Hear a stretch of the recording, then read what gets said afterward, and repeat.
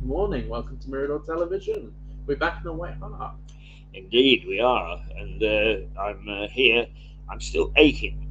A little word to the wise: as you get a bit older, you take a little bit longer to mend.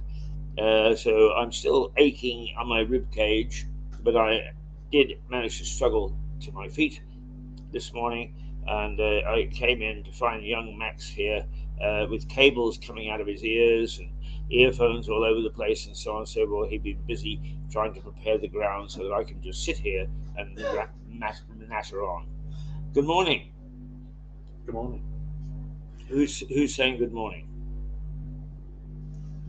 I just Someone heard a voice behind me. That's all. I don't know. Just to explain to you the format of Mirador Television is we broadcast from the front bar of the White Hart Hotel in Lewis.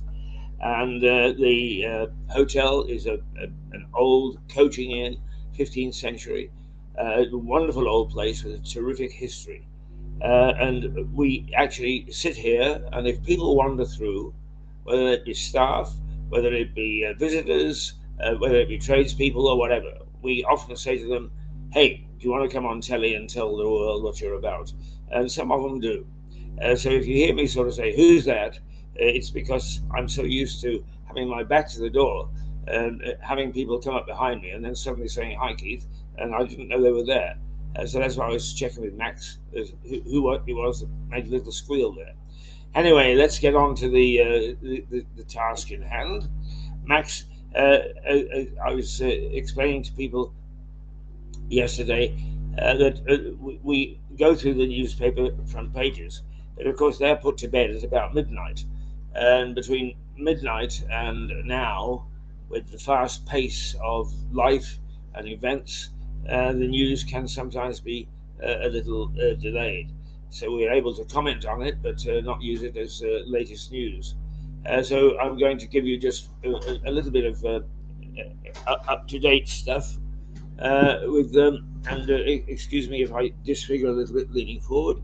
But China, of course, is that the police apparently are clamping down on dissenters after several days of um, protests. Very unusual for protests to be reported in China, even when they take place. They are hidden. And now it's so widespread that Xi is under some pressure, and so it's became modern news, if you like, far more quickly than it would have even a year ago. Well, I don't know. I think a lot of that has to do with the internet and technology. Someone somewhere has a phone and can upload to the Western internet in China. So if it wasn't for the internet, we would have no idea that anything was going on. No, it's there are two people, two dictators, if you like, that I have a sneaking admiration for. Don't misunderstand that as approval. But Hosha, the president of Albania, and Ceausescu, the president of uh, Romania, both were very, very good at keeping news out and letting no news get out about life in Albania and Romania. They were very, very good at it. Is Xi and, for that matter, Putin and so on try the same thing. Romania is not a small country, but it's not a large one either. Albania is quite a small country. It is easier to clamp down on the news there than it is in a great big sprawling country like Russia or now China. So I think that some news would start to get out anyway. But you're quite right, is that in modern communications, which dictators hate, is we start to get far more quickly what's happening on the home front. There's only really one country left where no one really knows what's going on outside, and that's North Korea. They don't even have running water. They don't know what technology is. They don't know what they have their state approved one channel that says the party line, and that's only you can only view that if you're rich enough to own a TV or be around someone who has a TV. So that they're the only people left who are really have no idea what's going on in the world. Well, that's a very good point to make, and there is no doubt that. Well, I mean, both points you make is it's very difficult for Xi to keep a cap on all the stuff that he would prefer to keep at home. By the same token, modern technology, all you need is a dissident with a phone, and even with all the clampdowns on social media and so on, is Chinese and Romanians are both able to get stuff out. Well, actually, Romania is now, of course, a member of the EU, so it doesn't have the same problems, but it did. Well, with what you said about China, that's the major difference between China and North Korea. China is very tech oriented. There's new technology everywhere in China. So accessing the Western internet is easy. It's fairly easy. Anyone can really do it if you have the sort of VPN and the right servers. But in North Korea, they don't even have mobile phones. So right. They are a much easier people to control. Yeah. You don't see protests happening in North Korea. Okay. The Rishi Sunak signals the end of a golden era of relations between Britain and China. And I think you might have something to say about that. Could you repeat that headline again? Yes, Rishi Sunak it signals an end of a golden era of relations between Britain and China. So he's saying it's going to get worse. You know, what he's saying is that we've been cozying up to the Chinese, and I think you pointed out, you know, the number of big contracts and so on, and buildings that are taking place here, and the Chinese control. And what Rishi Sunak is saying is, I'm going to end all that. We're going to be very, very careful now if a company is Chinese, that we don't do a triple check on them. Well, that's brilliant to hear, but I've got a feeling it's just politician talk. Well, you may be right. You may be right. They're very heavily into politicians talk at the moment about everything because they're under such fire. I mean, you know, Xi is under fire in China. But once again, one of the headlines when we get around to them is that Sunak is indeed having difficulty with his backbenchers again. Well, if we're going to go through all that again, of course, what we have got is a very, very tentative relationship between the Prime Minister and his government, and then the government and its people. So we're no better off and no worse off than the Chinese. I think we had it a little bit better than slavery, but maybe. Although, you know, the funny thing is that we believe whatever we read nowadays, and that's the trouble. So we read that Xi has got his total clampdown on his country and so on and so forth, and yet then we find Chinese businessmen giving keynote speeches to assemblies and that sort of thing. Well, it doesn't make sense how foreign people are allowed to buy huge amounts of land in this country. It just doesn't make sense. Why do so many Russian billionaires own so much land here? Chinese billionaires, also Indian billionaires. Why? It doesn't make sense. Why would this be allowed? Let's tuck that aside as a question to ask when we have a politician in next to be interviewed. Washington. Let's see.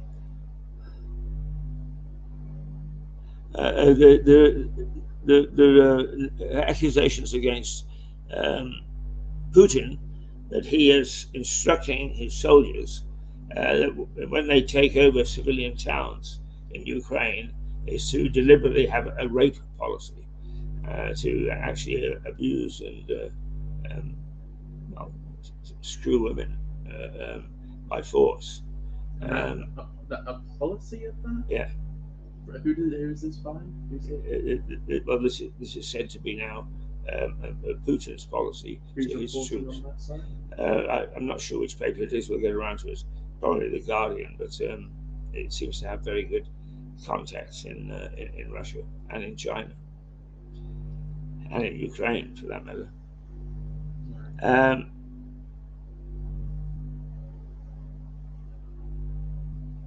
A man posed as a taxi driver to abduct and rape a teenager on a night out in the town. That's dreadful stuff. Where's that? London, I guess? It seems to be in London, yeah.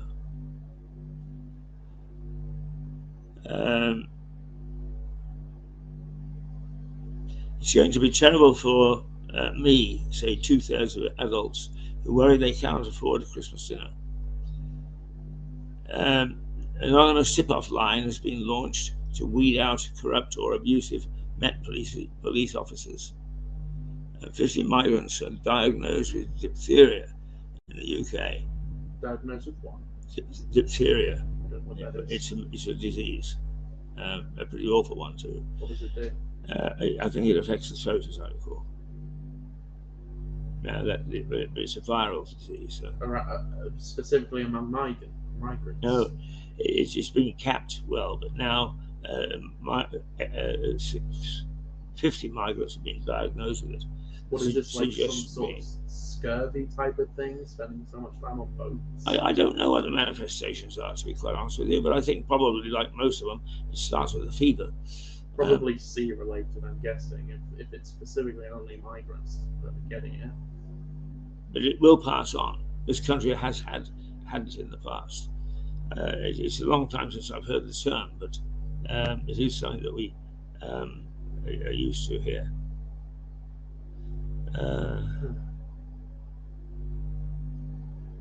I think that's mostly the headlines from. Then what we can do is go back to the papers and see what's getting everybody upset one way or another. So okay. I'm ready with the papers when you are. Is the top one Sun on yours? The top one is the Sun. It is. Okay, we're on the right one. Okay.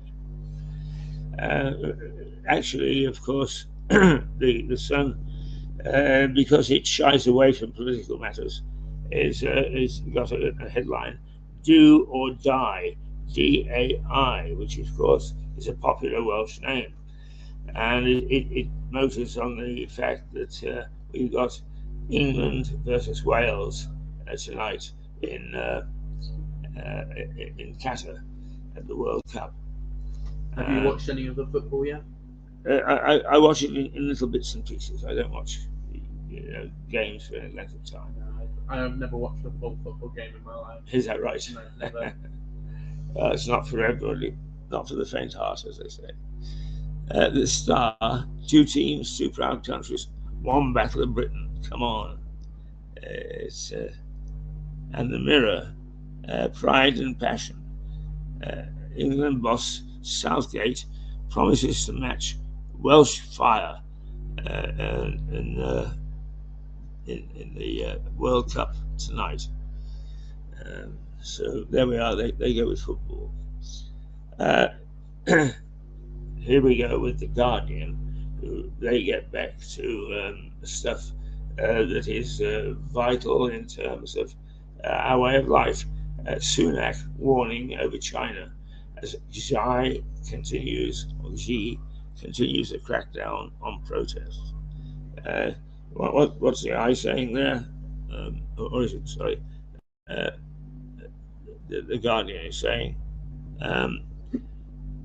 Sunak has signalled the end of the golden era of relations between Britain and China, using his first foreign policy speech to warn of the creeping authoritarianism of Xi Jinping's regime. The Prime Minister has thrown his support behind COVID protesters in China and condemned Beijing's crackdown, as well as an assault of a BBC journalist. The paper reports, yes. Yes, I saw BBC that. journalist He yesterday was arrested. arrested by Russian troops and taken and apparently Chinese. beaten up and badly abused. Yeah, Chinese. Yeah, it's against international law, but then again, in war, who often cares, no matter what the agreement was? Well, in war, there's always propaganda on both sides. No matter what war, you'll never find a war that doesn't have propaganda on both sides. You're quite right there. The FT also features the latest on the crackdown against protesters in China. But it leads with reports on European Central Bank, the ECB, is not done with raising interest rates, despite signs that inflation is easing. What? Sorry. The Financial Times says signs that inflation is easing. Apparently, there were a couple of figures yesterday that indicated um, the slowdown isn't quite as bad as it was. I mean, just for a month, I guess. It's whether that's a long-term trend or not. I highly doubt that I this do is all too. over. I know. Oh, don't worry, inflation's magically over after we printed a whole bunch of money. It's all good, don't worry. No, it's not all over, and we should stay alert to inflation and see what we can do still to curb it. But it says despite a sharp fall in European wholesale energy prices, combined with an easing of supply chain bottlenecks, encouraging hope that eurozone inflation is slowing. The paper says, this is the Financial Times, that Christine Lagarde of the ECB says inflation still has a way to go. Her comments indicating that the ECB is not ready to endow investment Europe, the paper reports. There you go. Any comments? Oh, not particularly. No, I don't have anything insightful or interesting to say. I was just trying to download an image for our side clips of Xi Jinping. Now, you are concerned about the BBC guy that's been lifted, and it is it's a worrying trend. And now I've alerted you to the fact that it's believed that Putin has told some of his soldiers is by all means go in and rape some of the ladies in the villages to intimidate Ukraine. It is not a nice situation out there. No, and I don't want to say that's fake news because it might not be, but I'm just saying, come on, that does sound a bit ridiculous. I highly doubt that is true. I mean, as I said just a moment ago, you'll never find a war that there is propaganda.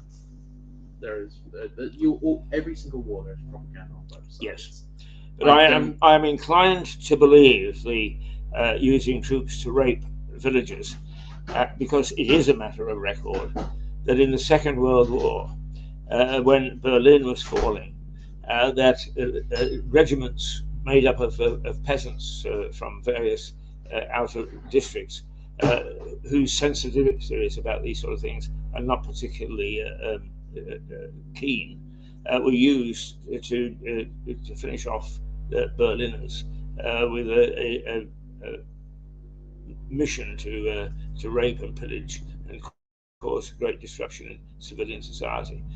So it has been used in the past by Russians, and I see no reason why he will know that, Putin will know that, he's not using it again to try and quell the Ukrainians. I just look, the people fighting on both sides, the soldiers, are all innocent people. They are just fighting on behalf of their own government, on their own country.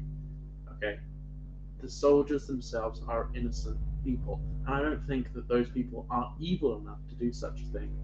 I know it's happened before. Most of these sort of rapes during war happen in like Africa and sort of those sorts of countries where it's not too nice any time to live. You're a nice young man. I mean, one thing that you have to understand about the military is that they are taught to do things, even if you know, if their mind is saying this is wrong to do, but they're ordered to do it, they are trained to follow any order given, and that's why military discipline is so strict. Yes, If there's that's what training, they're but told, that's what they'll do. I don't think sure I understand that they're trained to do anything, but as a human being, there is a line for anyone. Well, I'll leave you to your lovely thoughts. uh, I mean, I've Max. A lot of very decent people were in Northern Ireland. If a terrorist, if a member of the IRA, or for that matter, for the UDA, the loyalist organisations, if they actually got hold of you, is they were not averse to using rape and sexual abuse to either punish or get information out of you and so on. There are many documented cases of that. And that's just Northern Ireland, where you'd think everybody was civilized. But there we go. All right, let's move on to the I. I'm sorry about your skepticism, and it's a perfectly legitimate viewpoint. But I think on this one, you're in trouble if you want to continue to think that way. Tory rebellion on wind farms, new threat to Prime Minister's authority. And that's the theme in a couple of newspapers. The fact is that the tail is trying to wag the dog again. And the backbenchers are gearing up to try and make life difficult for the Prime Minister. It has been used, is used to make people feel good about their government, that they may well get a knighthood or whatever. But what the paper says is there's a growing rebellion within the Conservative Party over onshore wind farms. The paper reports the Prime Minister is poised to U-turn on his promise to maintain the 2015 ban on new onshore wind facilities. His predecessors, Boris Johnson and Liz Truss, have joined a growing Tory revolt to allow new wind farms in rural areas. That's the claim of the I.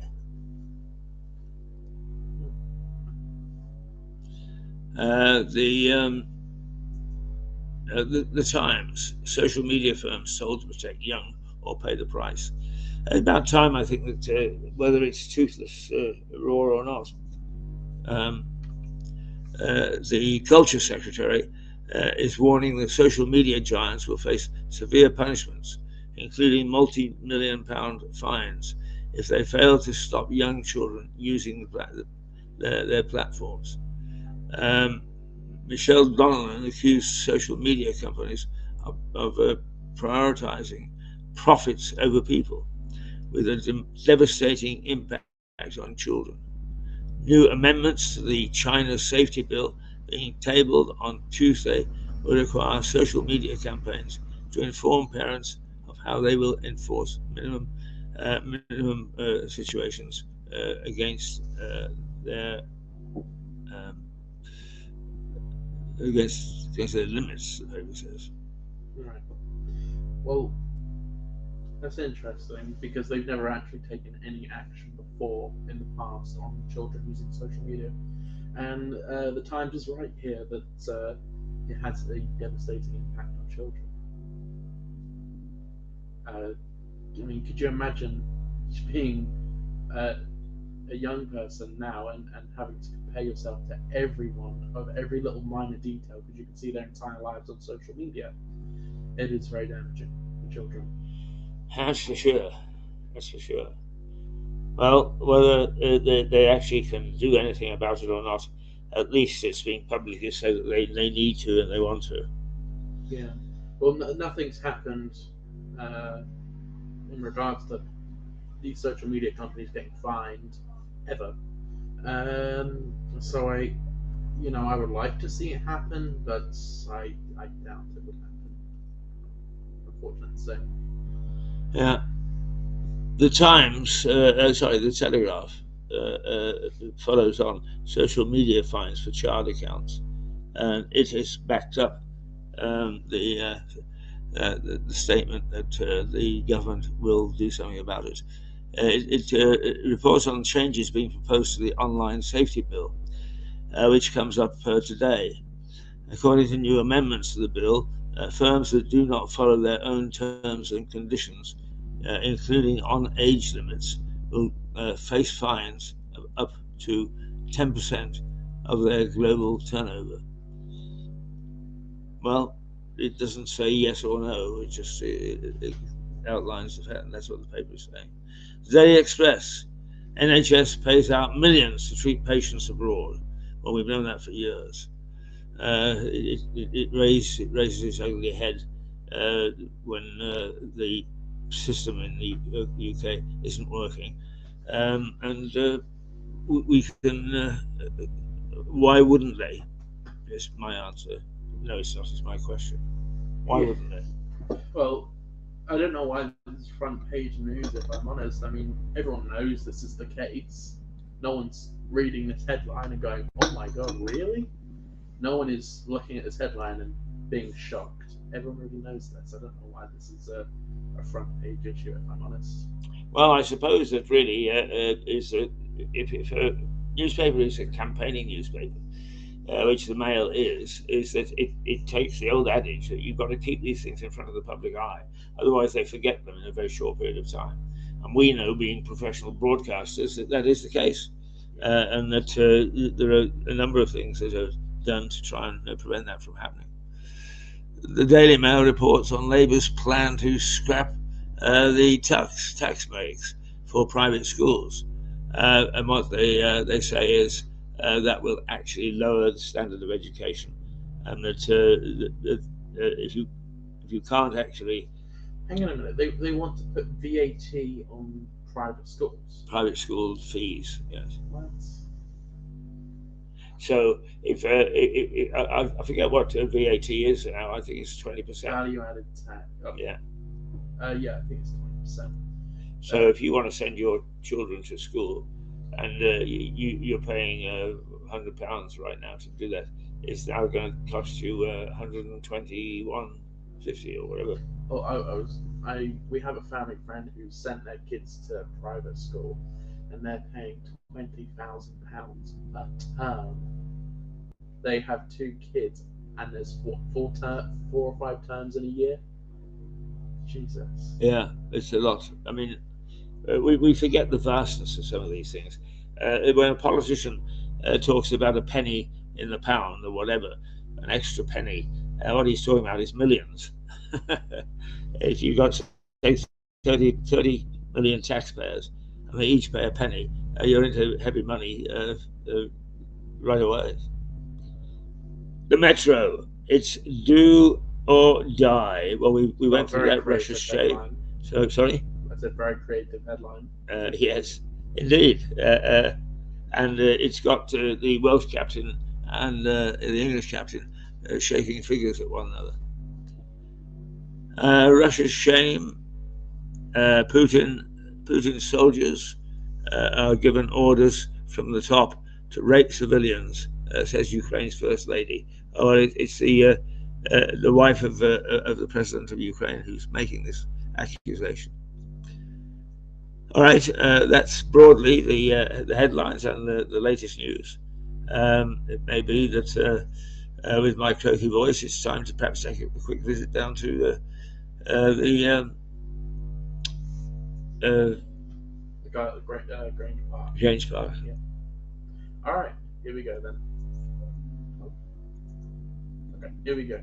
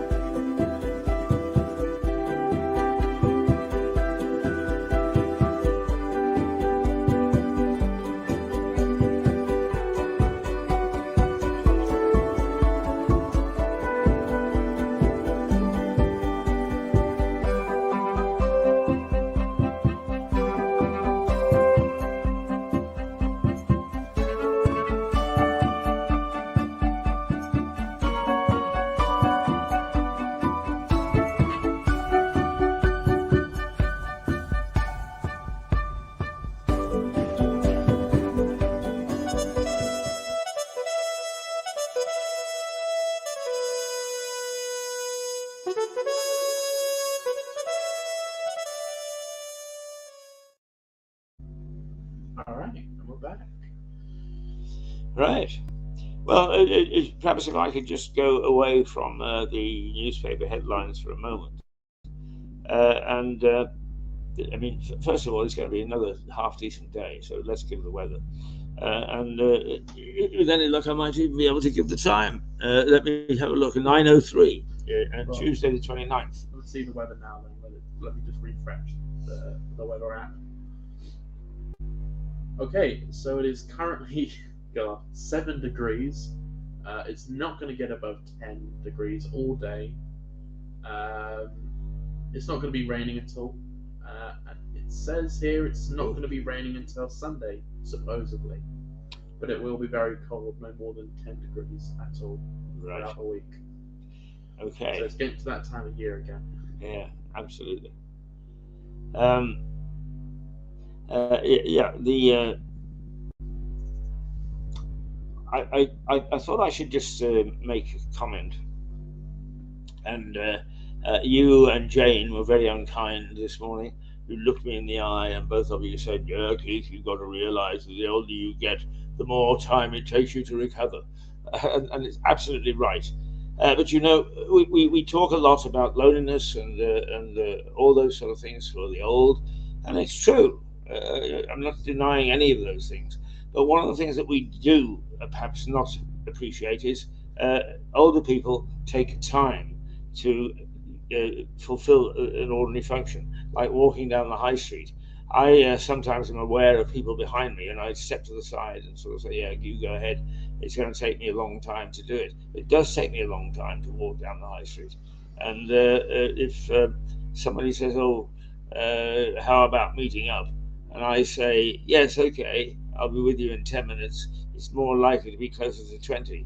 And you do ache, and you do respond badly to even minor things. So you have to forgive me in some ways that I am a bit slow at the moment and a bit touchy about my present situation.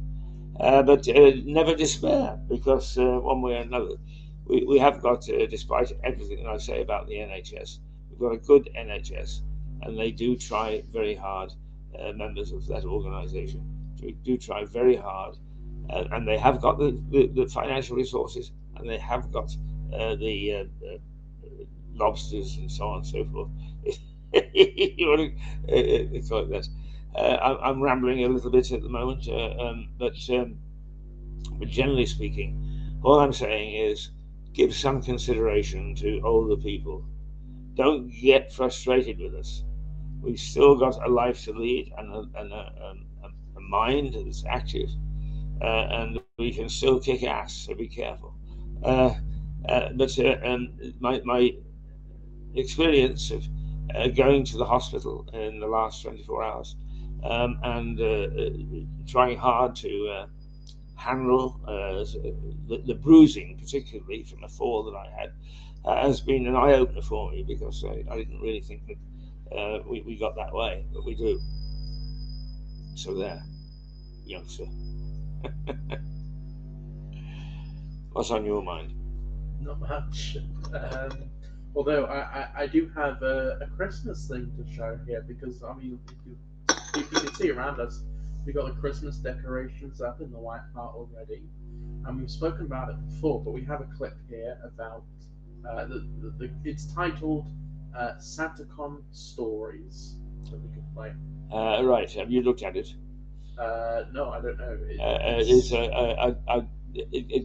Take a look before you actually put it up. I actually SantaCon is Melissa telling us about what they do in New York for charity, and they pick on one particular day, and all the young people get drunk and dress up in some sort of Santa gear, but when they're getting drunk, they donate a measure of the amount that they will give in the price of a beer to charity. And apparently, New York goes absolutely wild, and you find all these youngsters racing around. And she a couple of years ago went on a SantaCon run for us to show us what it's like. That's what it could be about. So have a try. All right. If it's no good, then we'll take it away. Yeah. Right. Well, okay. Here we go. It's only 5 minutes long.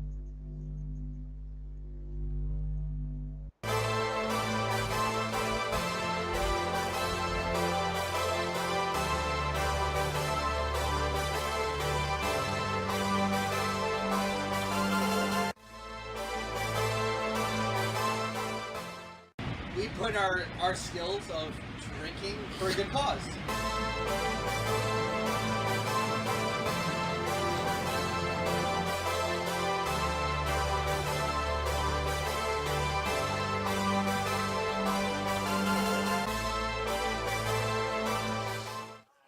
We're here to answer the question, what is SantaCon?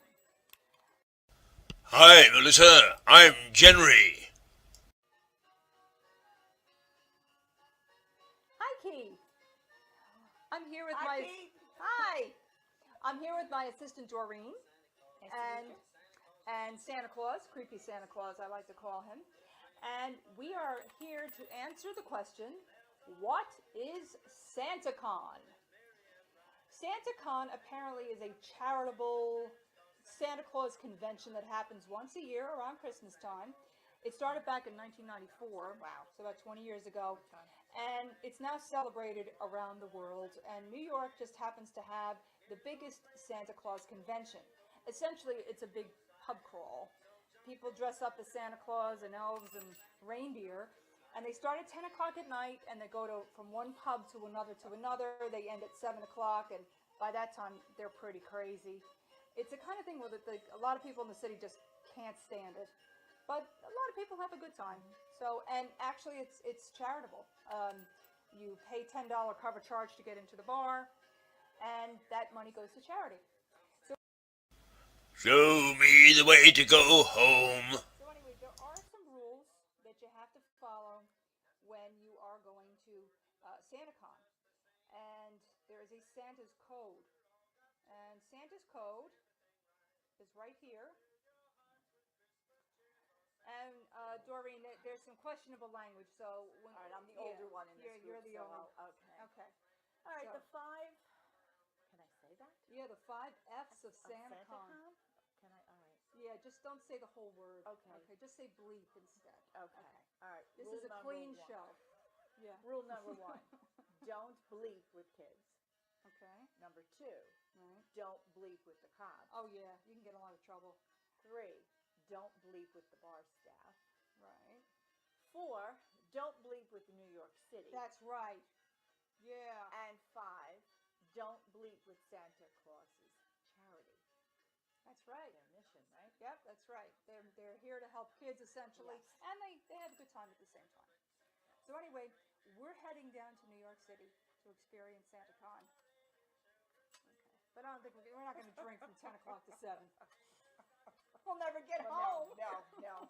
We'll never Maybe take any we'll. pictures. Yeah, we should bring. I think we should bring Santa, creepy Santa, because creepy Santa looks very drunk. Yes, No? he does already. I don't want to look like that. Do you, Melissa? Oh gosh, that's terrible. Look at this. Oh my gosh. He can't even ring his bell. What? So, We love Santa. all right. So SantaCon is literally a great event, a year-to-year thing, where we we put our skills of drinking for a good cause. No, we can literally. No, tell us more about the cause. What is the cause? The cause is we literally drink, or we literally gather or donate money toward the SantaCon event. Actually starts at 10 o'clock in the morning, downtown New York City. People donate money, toys, anything, toward literally supporting kids who are less fortunate than we are.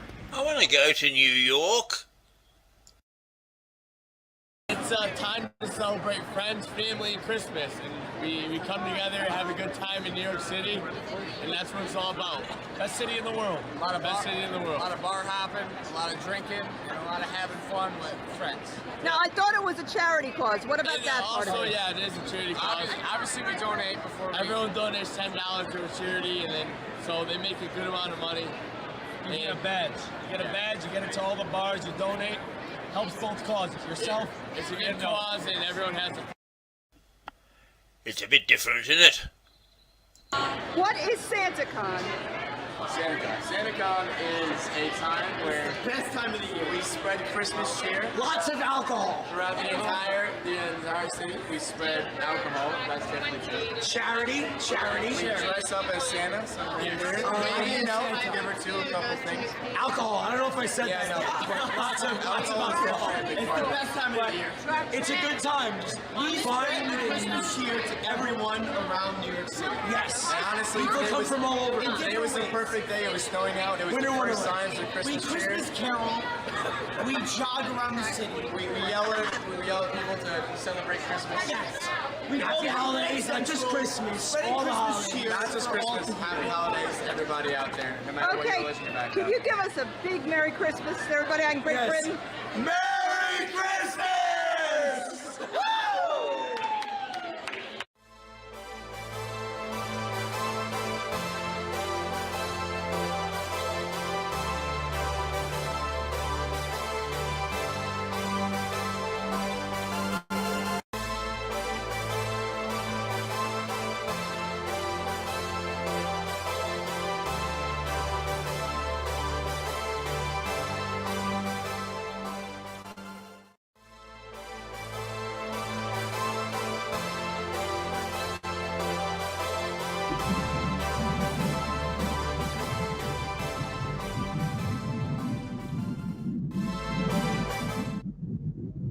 Okay, and welcome back to Mirador Television. That was SantaCon in New York.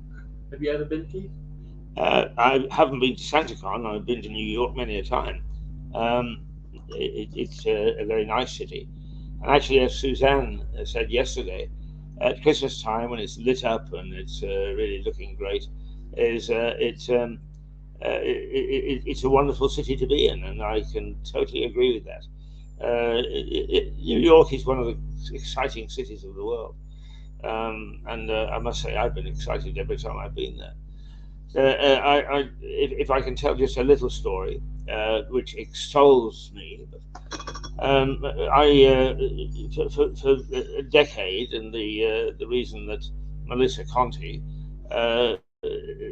who is our New York correspondent, or one of the two New York correspondents, talk about various things to do with New York, is that we were co-anchors on an American coast-to-coast program from about 1990 to 2000. And we were going out coast-to-coast to about 8 million or so viewers, which isn't big in the United States, but it's big here. And I went to New York to visit with the people at Morning Business Report, and I went into. I got trapped actually over a long weekend. I hadn't realised it was a holiday weekend in the States. And I got trapped, and so I looked up restaurants and found what seemed like a nice little restaurant, nice sheltered street, and I went and I had a very nice meal. And I came to pay the bill, and the waitress said, thank you very much, sir. And can we say how pleased we are to have such a famous person with us tonight. And I looked around, I thought, Walter Cronkite is here somewhere. Anyway, I just said thank you, and a mistaken identity. The next day, I walked the length of Manhattan and ended up in Little Italy and sat down, had some lunch. And the waiter, and when he came to pay, he said, "Thank you, sir. And can I say how pleased we are to have such a famous person lunching with us today?" And this time, I thought it can't be accident. So I said to Melissa, "You know, these people mistook me for somebody." She said they didn't. They know you in the States. You're quite famous. We get sack full of mail for you at the station, but if you think we're sending it over to London, you got another thing coming. So here I was. I could walk out into the street from ITN building on. Let's see, where was it in those days? It's in Farringdon anyway. And nobody would recognize me. And I in the States, I was getting sacked full of mail and recognized whenever I went into a restaurant. And it's quite a nice feeling to realize that you're well known. But that was one of my nice times in New York. Nobody else in my autograph. Well, we finally got, so moving on from that, it's a nice story, but moving on from that, we got a story here from the Evening Standard. Train strikes in December. Just thought I'd let everyone know when they are. The 13th, 14th, and 16th, and 17th of December. They're all in a row. The 15th isn't there. What dates are those? 13th of December. Let me check the calendar. 13th of December is a Tuesday. 14th is a Wednesday. 16th is a Friday. 17th is a Saturday. Right, that would make sense because the 22nd is a Thursday, I think. I think so, yeah. Yeah, and that's when we're having a carol service in the White Hart with the paddock choir, and they are going to sing carols. We're going to have an invited guest list. I must say that one or two people, it's disappointing, and I said this yesterday, it's disappointing that some notable people have said that they can't come. But it's an obvious excuse. Now, I am getting really fed up because the word from my contacts inside Town Hall is that the councillors are having two Christmas parties that we are paying for. Now, at this time of year and austerity, I find that is pretty damn awful. But you know, if you're going to have a sense of duty, the reason that we're at our own costs to this station, we're not asking for any money from anybody. We're not saying pay £5 for a ticket or anything. Is the reason we're having it is to make our contribution to brightening up the high street. All these people will give lip service to, no, we must brighten up the high street, we must do this, must do that. When we give them an opportunity, they all run for cover. They can't be bothered. And why we vote people in and have people like that represent us, I have no idea. That's why I call for reform. We need reform. We've got to find a way of getting these dickheads out and a bunch of people in who will take the sense of duty seriously and take their situation and their position seriously and their duties. It's just beyond the pale. It really is. They are there for all sorts of other reasons than those for which we expect them to perform.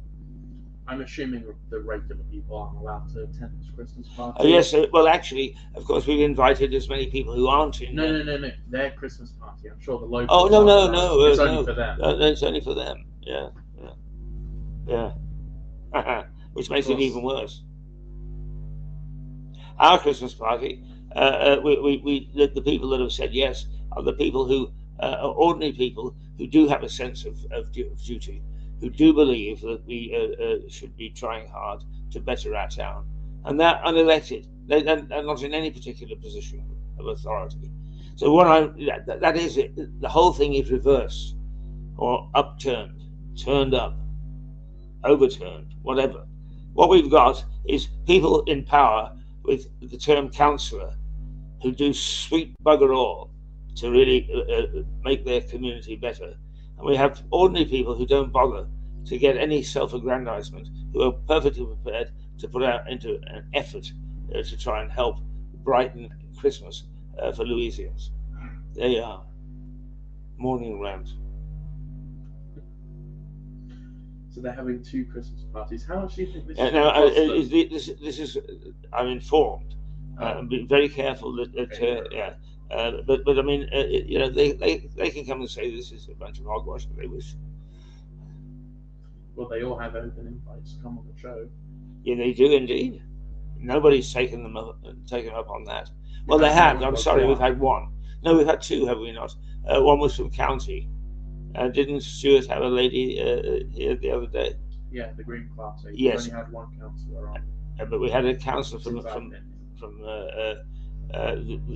gentleman on the bus. For the bus stop, yeah. Yeah. We've had 2. Yeah. But before lockdown, John Lamb, who was the mayor, was a regular.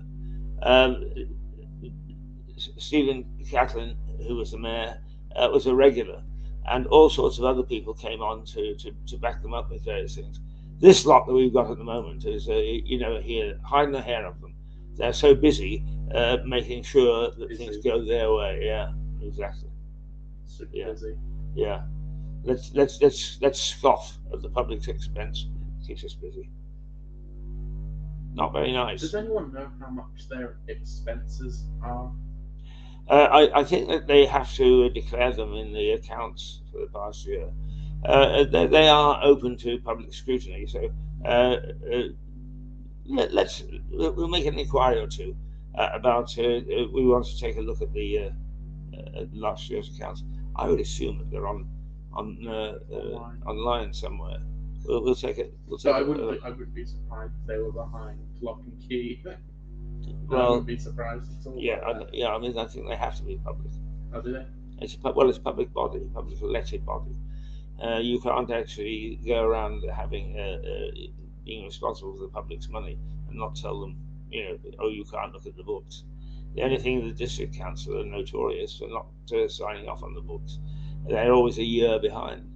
So by the time you actually find out that there's been any malfeasance, everybody's lost interest in it. All the people are out of office already, or new people. Yeah, or whatever. Exactly. Yeah. Right. What have we got now?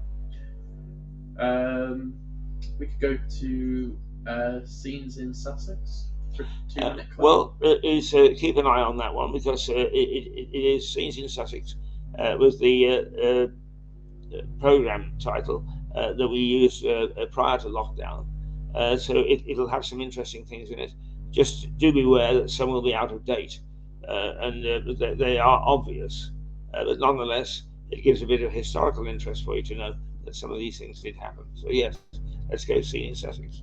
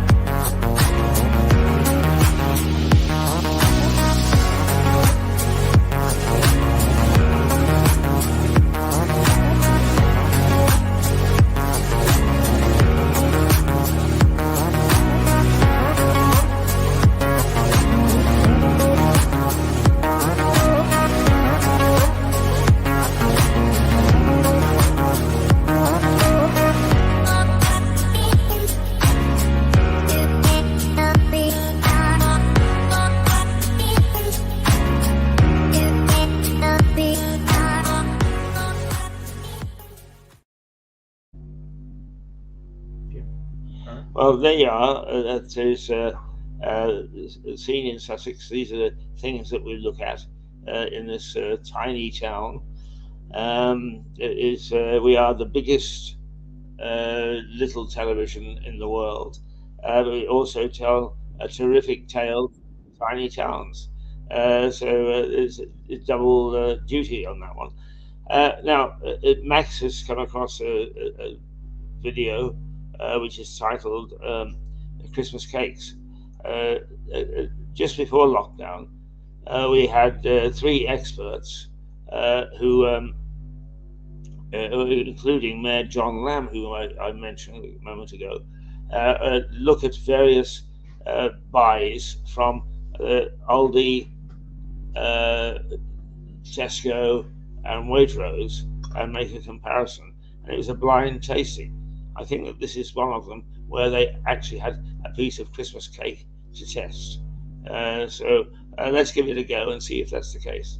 All right, here we go.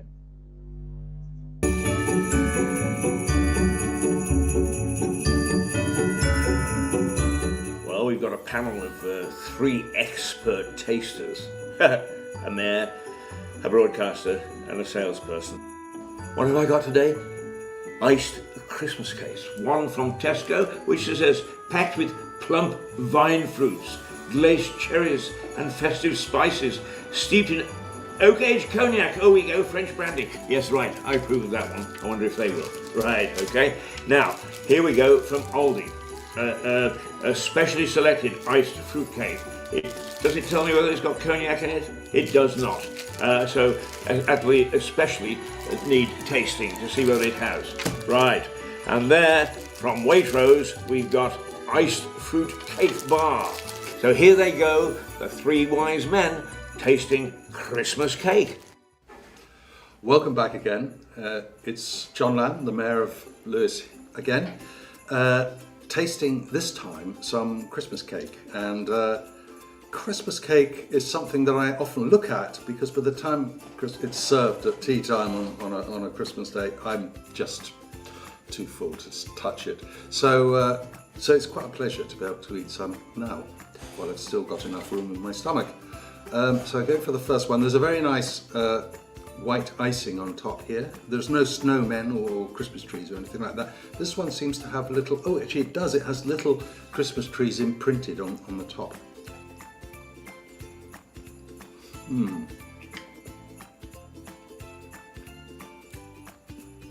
It's got marzipan, that's coming through, that's quite nice. Yeah, that's quite nice and moist. The icing is not too hard. Yeah, I like that one. Let's go for the middle. Let's clean it up a bit. And this one's also got, an imprint of what looks like holly leaves on the top.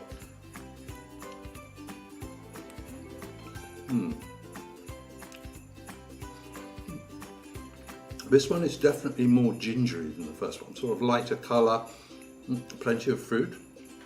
Yeah, I'm not sure I'm 100% keen on the ginger flavour. So let's go to the last one. This one has also got a Christmas tree printed on the top. That seems to be very important in the manufacture of Christmas cake. Oh, this one's falling apart. This is another Aldi one, is it? Let's try the icing.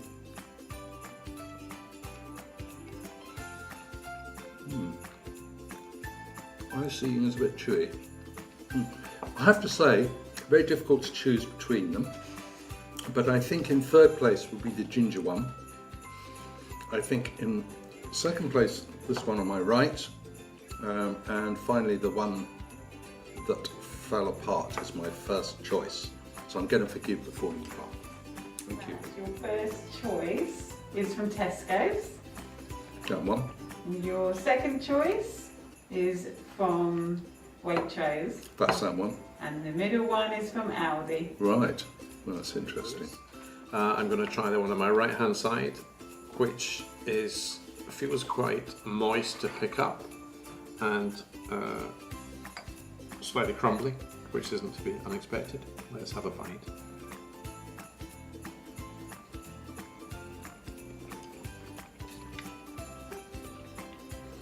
It's quite nice. It'd be interesting to see what it tastes like in comparison to the others. As a big fan of marzipan, there are in fact not a lot of marzipan in either of these. They're going more for the sort of sugary top. So we'll try the one in the middle now.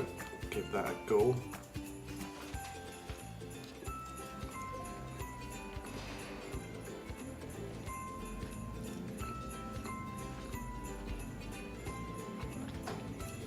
I can't taste a huge difference between these two actually. Go down for the third, which does look slightly drier, but we'll see what it tastes like when it goes down.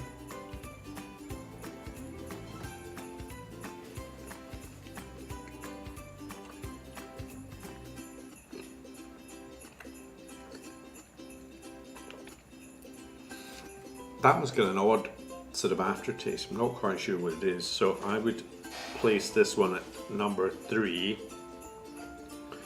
And it's almost like it has no score draw here between these two, but I'll go for the first one as being my favourite.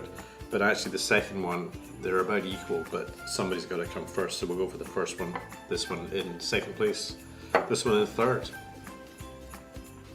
Right, so your third place is Aldi, second place is Waitrose, and your first is Tesco's. Very good. Very hard to tell the difference between these two. You can tell I was the last choice for this event because I've got the really well presented Christmas cake going on here. But it's not what it looks like, it's what it tastes like, which is important. I'm going to start again on my right with, well, yeah, it looks okay. It's got some sort of imprint of a snowflake on the top. Let's give it a go. Would have been nice to get a fork, but you know.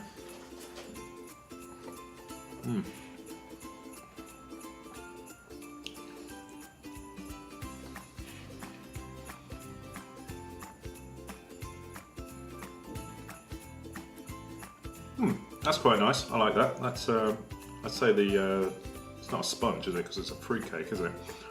That's quite nice, and I quite like the topping. That one's very nice. Let's try the second one. So again, we got some holly or something going on the top. Let's try this out.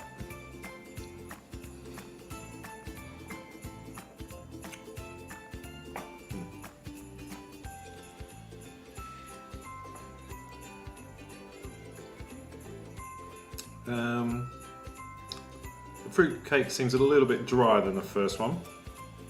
I think the icing's still good. It's hard to get, I'd say it's hard to get icing wrong on a Christmas cake. Yeah, that's good. Yeah. Let's try this final one. So the final one, again we've got more imprints on the top, more crumbly cake.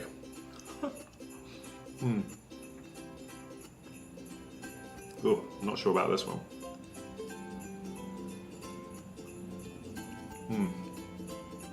It's a bit of an odd flavour in this one.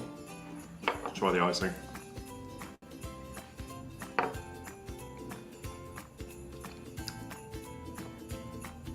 No, it's very peculiar. I'm not a big fan of that one at all. That one's the loser as far as I'm concerned. I'm gonna have to try these again because I'm not sure. I think the first one. Yes, I've got to try it again. Yeah, I think. Yeah, definitely. I think the first cake here I've tried. That one's definitely the winner. The second one and then the final one is third for me. So yeah, I'm not a big fan of that one at all. A big fail. Your last place is from Tesco's. Oh, boo. Second place is Aldi. Okay. And your first place is Waitrose. Well, there you go. Fantastic. Messing up the whole thing. Christmas cake. Christmas cake. That's not Christmas cake. That's Christmas cake. And that's Christmas cake. Because we had joint winners with Tesco and Waitrose. But you know, cake. What's cake?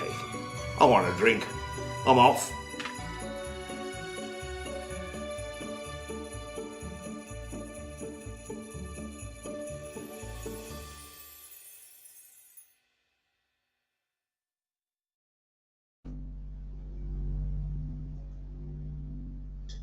Okay, and we're back. That was interesting actually. That was a nice old clip. When was that from? 2018, 2019? 2018 or 2019. I should hasten to add is that the prices, of course, were as seen in those days 3 years ago. Yeah, You won't get it for that now. No, it would be interesting to go and do that again, but see what how much things have changed in price. Well, we might just do that.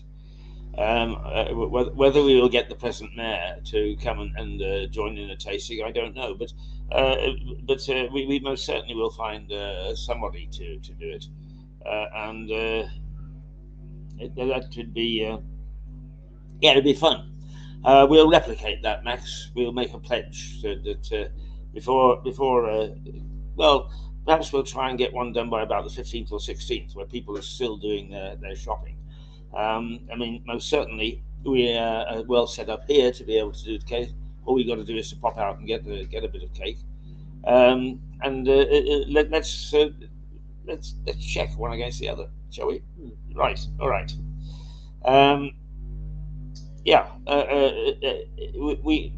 We are nibbling into Christmas now. It's almost impossible not to. And Max said, "Well, the hotel has got the Christmas decorations up, but the decorations, such as they are in the high street." And I didn't go down this morning, but somebody on the bus said that the Christmas tree is up in the town square. I haven't seen it. Where is it usually? It's right outside the town hall. In fact, if you when you play something next, you play something while I go and take a peek out of the window and see whether I can see. Okay. Well, whilst you're doing that, then we have an interesting story here from HSBC.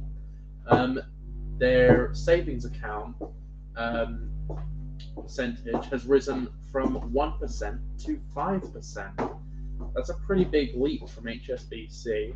And if this is true, I think I'll genuinely consider switching my bank, because currently I'm with Santander and they are not helpful, to say the least. Oh gosh. Well, what we'll do is we'll go to a clip and wait for Keith to come back. I probably should have gone up quicker, but he's off. He's out the door. All right. Well, let's go to the Grange Park. Here we go.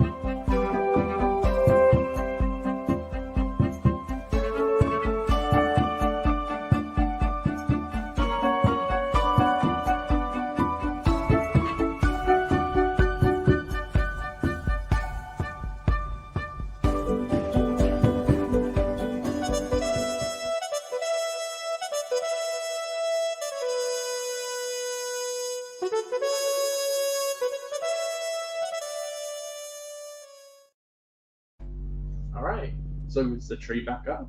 The tree is up outside the town hall, and which makes me assume, and because I've been confined to barracks, having taken the tumble that I did, I haven't been around town, but I would assume that there's also always a tree in the precinct, and that also must be up, I would have thought. Yeah.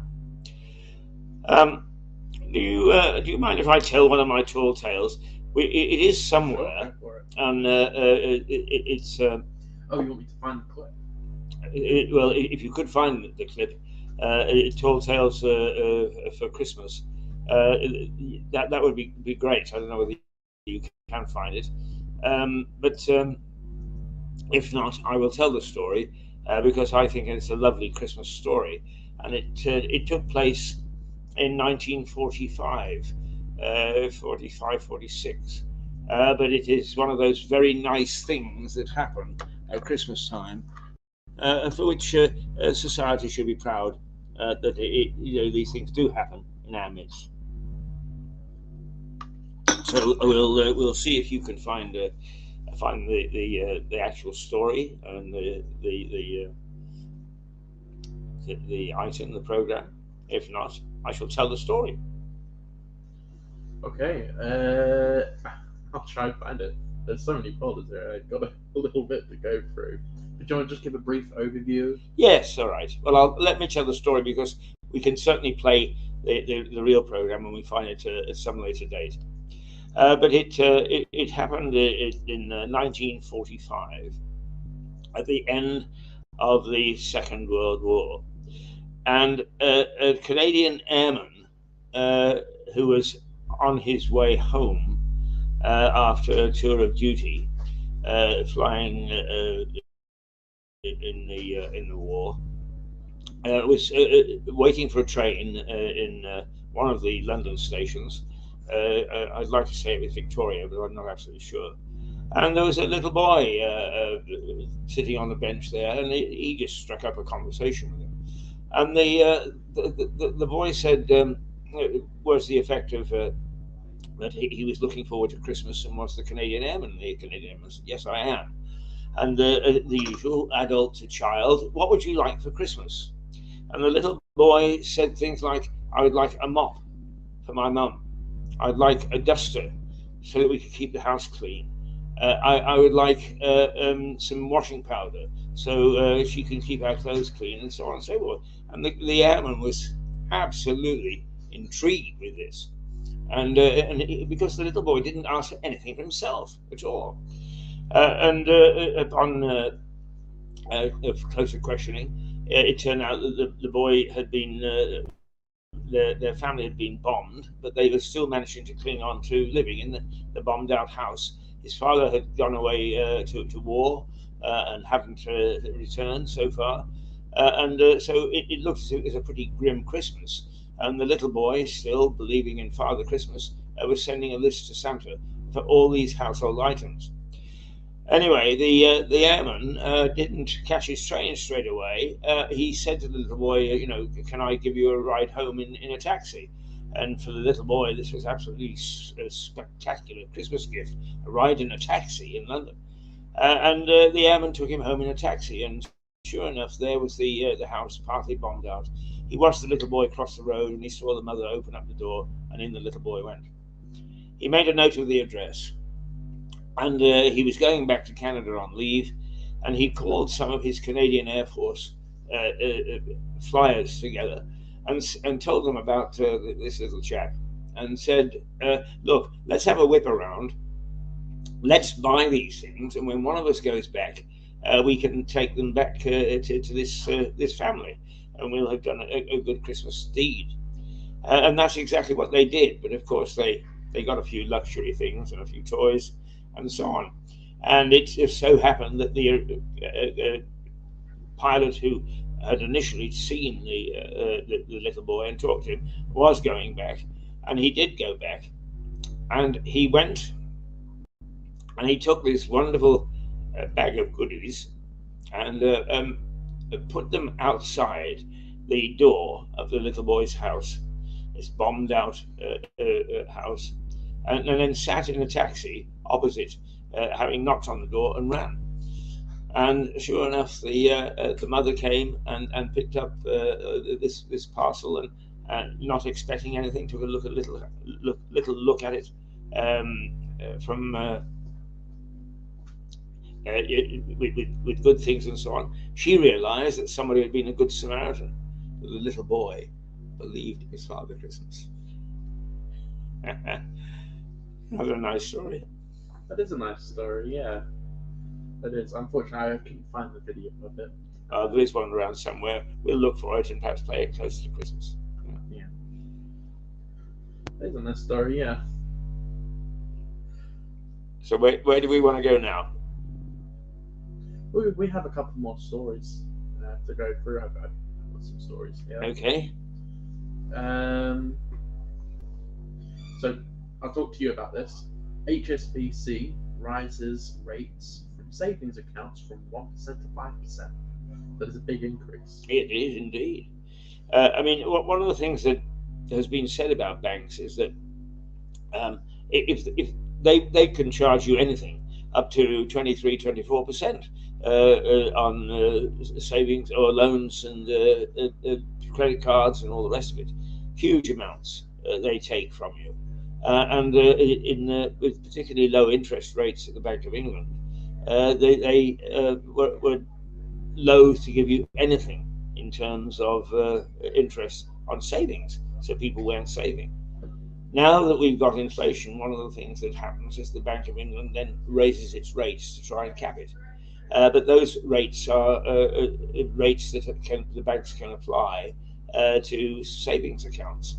And obviously, HSBC has decided it's time to try and get the savers' money back and to reward those people who are saving. And they've raised it from 1%, which is nothing really. I mean, that's 1 penny in the pound for savings, not a good rate of return at all, to 5%, which is a bit better, not a great, but it's a bit better than it was. So the banks are obviously reacting to the circumstance of the bank trying to beat inflation, but also I would suspect that there is an element there that they're beginning to realise with times as hard as they are, and people being very particular about what they're doing with their money now. Gone are the days of the 2015, 2016, 2017, when money was just so easy and free that the banks didn't care whether they got the savers in or not. Now they'd like the savers back. And it seems to me that if HSBC is doing that, that probably other banks will follow suit, and that to try and persuade people to use their savings accounts in their institution, in their banks. I'm not. I do have an account with HSBC, but it's a business account. My personal account is with Lloyd's. I don't know what Lloyd's are paying on a savings account, but I've got a savings account with £1.25 in it. And I am now going to start looking at it on a daily basis to see whether, in fact, Lloyd's increases its rate, interest rate, and what difference that makes to me. Will it reach £2 before this Christmas next year? What was your reaction when you read that story, Max? About the HSBC? Yeah. I genuinely might switch my bank because Santander just muck me about a lot, and yeah, they're just not. I don't know. Yeah, they're just not very good. Well, as you know, I have a downer on all retail banks. I don't think that they treat their customers at all well. They close ATMs. They close branches in towns. I mean, Lewis has got 17,000 people with it living within the borders. Within the district, it's got 100,000, and yet most of the banks here, almost without exception, and even though I'm not particularly happy with Lloyd's, as they are the one exception where they've kept a bank open here. HSBC is another. But most of the other big retail banks have closed their branches here. Same in my town, the town next to my village. We had a Santander, that's gone, and I think we had, I can't remember what the other one was, but we had enough. I think Barclays has shut down. No, Barclays is still around. But there's been 2 banks in my local town that shut down. Yeah. Now, to me, if you expect me to deal with you, I expect something in return for you getting my money in my custom. And the banks have very arrogantly said, "Oh no, we still want your money, but we're not going to give you the convenience of a bank that you can go to, or even in some instances an ATM." And that to me is absolutely outrageous, particularly since Lloyd's, and I keep on quoting Lloyd's because I haven't looked up the profits that other banks have made, but Lloyd's in 2021, which was not an easy year, made £8 billion profit from the retail banks. Now, that's a lot of money to get from people who come in and put money over the counter or deal in a very, very small way. Well, they get a lot of money from fines as well. I got fined by Santander recently because I went 30 days without having any money in my account. I had minus. I don't have an overdraft, but it still went into one. So something got taken out of my account automatically, a monthly payment, and it went into the minus. And I didn't have enough money, and I couldn't put money into my account because I didn't have any. And that 30 days amounted to, I think, a 35 or 40 pound fine. Yes, but you get fined for not having money. Yes, it's I know. Ridiculous. It's crazy. And then when I got 100 quid put in my account, and half of it gone. Yeah, gone. Ridiculous. That brings me to my second bête noire, if you like, and I think this is we have allowed computers to take over our ability to manage and to trade. Computers are meant to help us, not to take over. And what's happened, in particularly the banks are really badly advised on this. They have allowed the computers to take over. You don't talk to any individual anymore in a bank. They take the details and they put it into a computer, and the computer makes up its mind about you. Now, not too long ago, perhaps 8 to 10 years ago, I could go in and I could see my bank manager and I could say to him, I'm having a bit of a rough patch at the moment. Can you hold me for a month or 6 weeks? And I've got some money coming in because I've done the work and so on, but it's just not arrived. And he would look up, okay, yeah, Keith, I've dealt with you for 10 years in this branch. I think we can do that, no problem. The computer doesn't know me from Adam. So I actually went in not too long ago because I got a lot of money coming in, and I was actually overdrawn by something like threepence, 3p. And I said to the girl, can I have extend my overdraft by say a fiver just over this period? Don't think so, she said. But anyway, she tapped in. Sure enough, it went to the computer, which came back, ding, no. And that's a machine that is assessing me as a human being. Now, where's the sense in that? A machine making up its mind as to what I am. I want a human being to make up his mind to what human to human. And if this trend continues, we are going to find ourselves in dreadful trouble. I actually did a little tongue-in-cheek program a little while ago, and I intend, when I've got a bit more time, to go back to it, which I called The Return of the Triffids. Do you know who the Triffids are? Right, well, you're going to get another little story, which your bank has triggered. The Day of the Triffids is a novel and made into a movie written in the 1950s by the then top sci-fi writer John Wyndham. And essentially the story is that there is a plant that we get from outer space, and it produces oil. So we cultivate it, but it's got a feeler that goes like this, and it's fine when we're all cultivated. And then there's a starburst, and except for a couple of people who are having an eye operation and got a bandage on, it blinds the entire world, and the Triffids take over.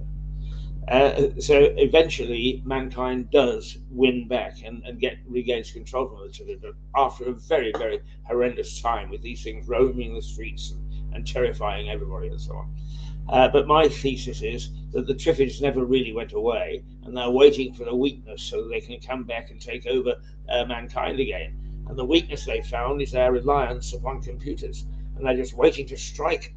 So when you actually see a little flower in a field and you can't identify it, be careful. It might be a Triffid who is ready to pounce, because we have now got so much reliance upon computers that it is a weakness, a great weakness for humankind.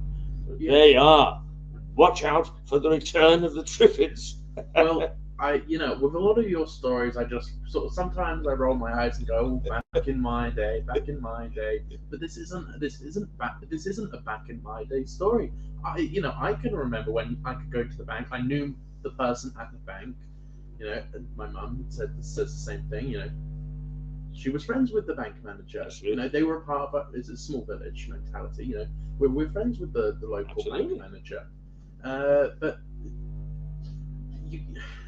it's just so unfriendly now. When I was in Northern Ireland, we had two bank managers actually. One I would regularly go to lunch with, but the other liked everything that we did so much that if we had a party, he would say, "Am I invited?" And he would come along with his wife and have a marvelous time. I remember his name is Rex, and Rex was a regular at our parties. We knew him well. I could go in and I could say, "Rex, you know, we've got a wee bit of a problem here. You know, can you look after it for us?" And because he knew us so well, he knew that we were good for it, and so on. Those days have gone, and they must return. The banks cannot pretend to be a retail operation and to deal with people and then rely upon a bloody machine to deal with us and have some pretty girls. And the girls are pretty, they're good looking, they're nice and they're polite in the banks, and they have no authority whatsoever. None. And that is a stupid way to do business. It really is. Another thing with them closing down branches, and you'll notice where there used to be 2 or 3 ATMs, there's now only 1. And you think, why is that? It's almost like they're trying to get rid of cash. Almost like, not saying that they are, but you know, who knows? But Santander, my bank, closed in Haiti. Santander and Lewis is closed. Where I work and where I live, I can't access my bank. The most convenient bank for me to go to is in Brighton. It's at Churchill Square by the mall. That's the closest, well, not the closest, but the most convenient one for me. There's another bank for Santander in Burgess Hill and Crawley, but then I have to get the bus to the bank. And usually, if I'm going to Brighton to pass through for work, I can go there, but I don't always pass through Brighton. It's just a pain. Yeah. That's why I'm thinking about switching my bank. But what's the point of switching it? Because that bank branch is going to just shut down in my local town anyway. I will say that there is some sort of fight back, and that is that some online banks, I didn't know the name of a couple of them, I just can't remember them offhand, are now trying to offer online some of the services that the retail banks in the high street have stopped providing. But even so, online, you still can't get to know your bank manager. And that's really what I miss. Apart from which, they would offer advice. I was able to go in and say, you know, gosh, if I use this money this way, is it a good way for me to behave? And they would say yes or no. I don't get any of that anymore. What we're talking about just reminded me of a story. It's a very recent topical one. Do you know the famous rapper, pop star, famous star Kanye West? No, I don't. But that's not you won't be surprised, will you? He's no, I'm not. He's incredibly famous. Has some of the biggest hits in music today, and is the richest black man in the world. That's just who he is. He's a rapper. Anyway, I can't remember his bank. I think it was J.P. Morgan, or yeah, I think so. It was Deutsche Bank, maybe. One of the two.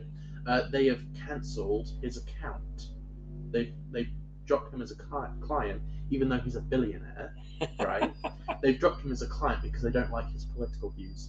Oh, no, that is naughty. Well, they did the same to Trump. Who was Trump with? I think also with Deutsche Bank. Deutsche Bank shut him down because they don't like his political views. Yet Jeffrey Epstein, the very well-known child trafficker, did his bank get shut down? No, of course it didn't. Of course it didn't. None of this surprises me, Max. No, I know. I have no faith in. I mean, it's like the football in Qatar. It's got so involved in politics. Football is football. Play the damn game. Football can be exciting, but it just shouldn't get involved in all this political claptrap. Plus, footballers have never been known for being the most intelligent people, have they? there are no philosophers that are footballers. Like, why are you getting political advice from philosophers? Well, why are you getting political advice from footballers? Let's be careful about generalising totally about footballers. I'm sure that there are some intelligent, philosophical people amongst them, but since there are thousands and thousands and thousands of professional footballers now, because the game has spread. I mean, even in Lewis, they're paid. The local team is paid. In fact, just as another little aside, one of the things that the local footballers are very proud of is that they have managed to spearhead putting women on a par with men in terms of wages for footballers. That's interesting, isn't it? Just a tiny little the Rooks, tiny little are now getting paid the football. Same as the women. Yeah, they have no differentiation between women's pay and men's pay. Well, and, I'm going to say this. It's going to be controversial, but I won't be surprised when the women's football team goes bankrupt. Really? Yeah, because it's not gender inequality that the reason they're paid less than men. It's because they don't sell the same amount of tickets as men. Well, there aren't enough people who are interested in women's football. There aren't enough sales tickets, merch sales. That's why footballers are paid so much. Women footballers don't get the same views. Don't get the yes. Well, I mean, I think that I understand your logic. I don't understand, I don't agree with the fact that everything has to build. And the people who are now in charge of women's football at a top level are doing exactly what the people in charge of the male teams did 30, 40 years ago. They are building slowly. So the recent World Cup was jam-packed stands for women's football. Okay, it's not the same. You're quite right. There aren't the huge salaries that are paid, but it's on a level of a workman level, if you like. They've managed to get parity. But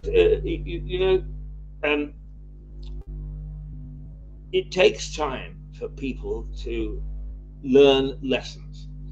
I came back to Britain in 1973.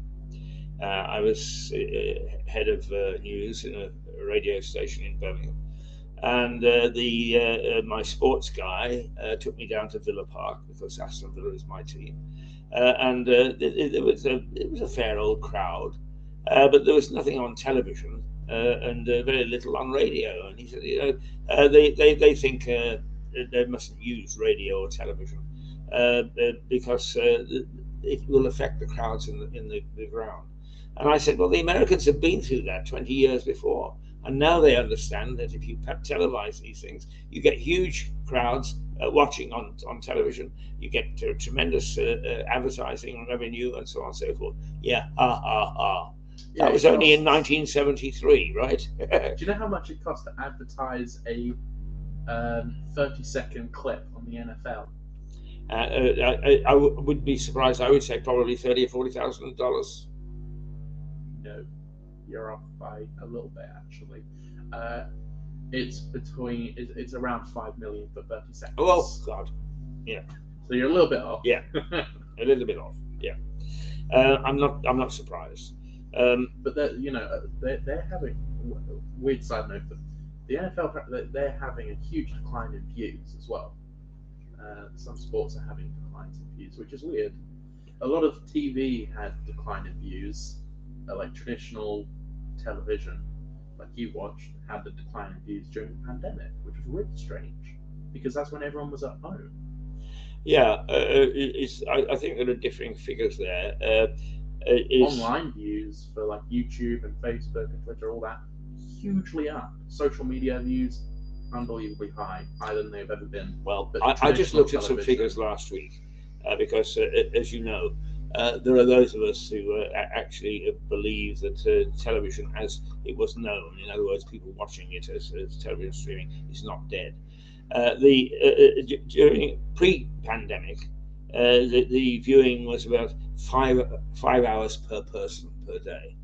Per person per day? Yeah, that's how they rate it.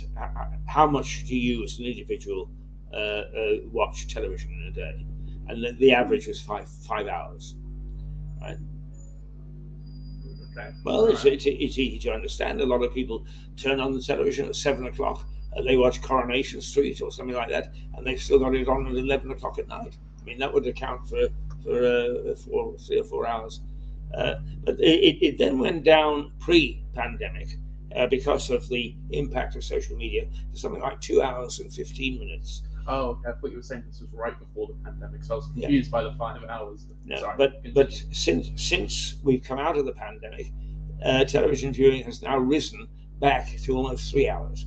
Hasn't gone back to the 5 hours, but it's risen over the last 6 months or a year. So that people are slowly coming back. Also, I talk to professionals in the field rather than just look at stories in the media. We hopefully are going to resume dealing with Roku, which is a streaming. Well, it's the biggest streaming operation in the world. It's like Amazon Fire and that sort of thing, but it's based in the States. And the Roku people are finding that there is a slow, gradual, but quite definite trend towards people going back to watching TV channels as they used to be. Well, as I don't know where you get your figures from, but what I can tell you is that Roku makes more money than Netflix and so on. It doesn't broadcast; it streams. It's just a streaming operation. Look up Roku. I'll definitely have a look at those figures after the show and for tomorrow. But I highly doubt that well, that's true. You see, I think what's happening is that people think that everything stands still. You're a young man. You think everybody's gone to look at things online. You make that basic assumption. A lot of people don't look at things online.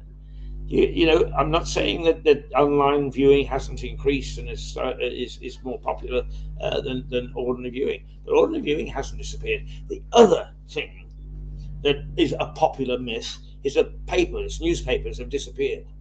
Do you know in Nigeria, newspaper readership went up 15% last year? 15%. In Nigeria? In Nigeria. I didn't think 15%, but I don't want to say that. But I can't say it. Well, do you know what the population of Nigeria is? Something ridiculous like 200 million? Yes. Yeah, actually, it's close to 300 million. So a rise of 15% is going to be quite substantial. But now, you see, what you have to do as a journalist is, yes, look at the statistics, but use your senses to look at things. I used to, I don't anymore, but I used to go each morning at 5 o'clock to my local newsagent, and I would haul I don't know how I started, there were 3 of us that used to do it, and go and help the manager carry the papers in and lay them out. And what I started to do was I started to see the piles of papers. And yes, you know, when we were really getting into online stuff, is newspaper readership did go down. Now it's back. And actually, one of the ways to see what readership is, go and look in your local newsagent and see what the pile is at the beginning of the day, and see what the pile is at the beginning of the end of the day, and then say to the owner or the manager of the shop, what were your returns today? And very few papers are being returned. The returns are the papers they don't sell. Few papers are being newspaper readership has stabilized. People who have an axe to grind about it, they don't want to believe that. Well, go and work, or go and look at your local store and see what the paper consumption is. The other thing is you can also tell which newspapers people are reading, and it's amazing how it vacillates. In the old days, when the page 3 of the Sun had bare-breasted ladies, the Sun was by far the most popular newspaper. It's not today. In fact, it's between. I mean, the Sun has lost its number one position. The Mail is one of the better selling newspapers, and believe it or not, the Times is back in favour. People seem to want to read in-depth stuff. Our favourite paper, like the Mirror, not our favourite paper, like the Star, gets a short shrift, really, doesn't sell very many at all. I'm a bit sorry about that because it's an amusing paper. But you see, all I'm saying is don't take anything for granted. If you're in, and I'm just saying this to people who are viewing, if you want to try and get a true view of the state of play, don't read everything that you tend to believe on the websites and so on and so forth. They are as dishonest as anybody. Okay, well, try and get some evidence yourself. I'm looking at evidence now. Pressgate.co.uk. Who are Pressgate? Pressgate. They control. I don't know, that this is the very top search. So this is the #1 article on newspaper viewing figures, and you're right. It's stable. It's not as bad as it used to be. Percentage in changes in the last year. So the Metro is only gone down by 7%. Daily Mail 12. Mail on Sunday 13. These are all minus. Evening Standard -12, Daily Mirror -15, -18 for Daily Mirror. Some more interesting ones. Financial Times has gone down by, that's the biggest one at 19%. Daily Star down by 19%, and the Daily Record down by 18%. They're not as bad as previous years have been, but they're still not going up. No, they're fairly stable. Those aren't huge figures to lose, and I'll almost guarantee that you look at those same statistics next year, and probably they've gone up 10%. It does vacillate, but so does viewing on television, on the web. One of the big problems that newspaper owners had with transferring their news to online is that people are so used to getting stuff online free, they don't want to pay. And when I search in the morning, I get very annoyed at the Daily Telegraph because it gives me half an article, and then it says if you want to read the rest, you've got to subscribe. And what I do is I say, no, bugger that, I'm not going to. I'll go and buy a newspaper. Yeah, I think one of the worst ones for that is I think The Guardian. You can only read the first 3 paragraphs, so you get like the first little bit of information in the front 3 paragraphs. But what you'll find is in the first 3 paragraphs they'll say something, but then in the next 5 or 6 they'll say, "Oh well, whilst this is not entirely true." I can't, I'm giving a bad example, but you only get like half the story. Yeah. You only get half the story. You don't get the full picture, which I don't like. No, But I mean it's a deep topic, and one day perhaps we'll do a special program on it.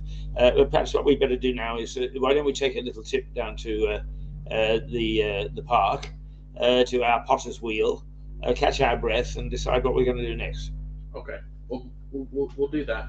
Before we go, I have here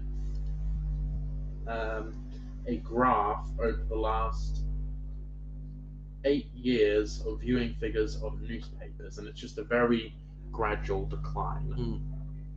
Yeah. Okay. Accept that. So they say stable decline is what they really mean. It's there's no Still a lot of sharp newspapers. drops. I mean, if you go next door, we've got a shop right next door where we get our morning paper. Yeah, literally just it's stayed fairly stable.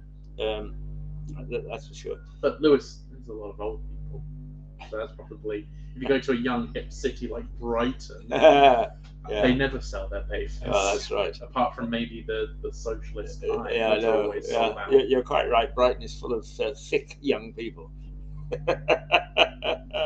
Okay, let's go to the park. All right. Okay, here we go.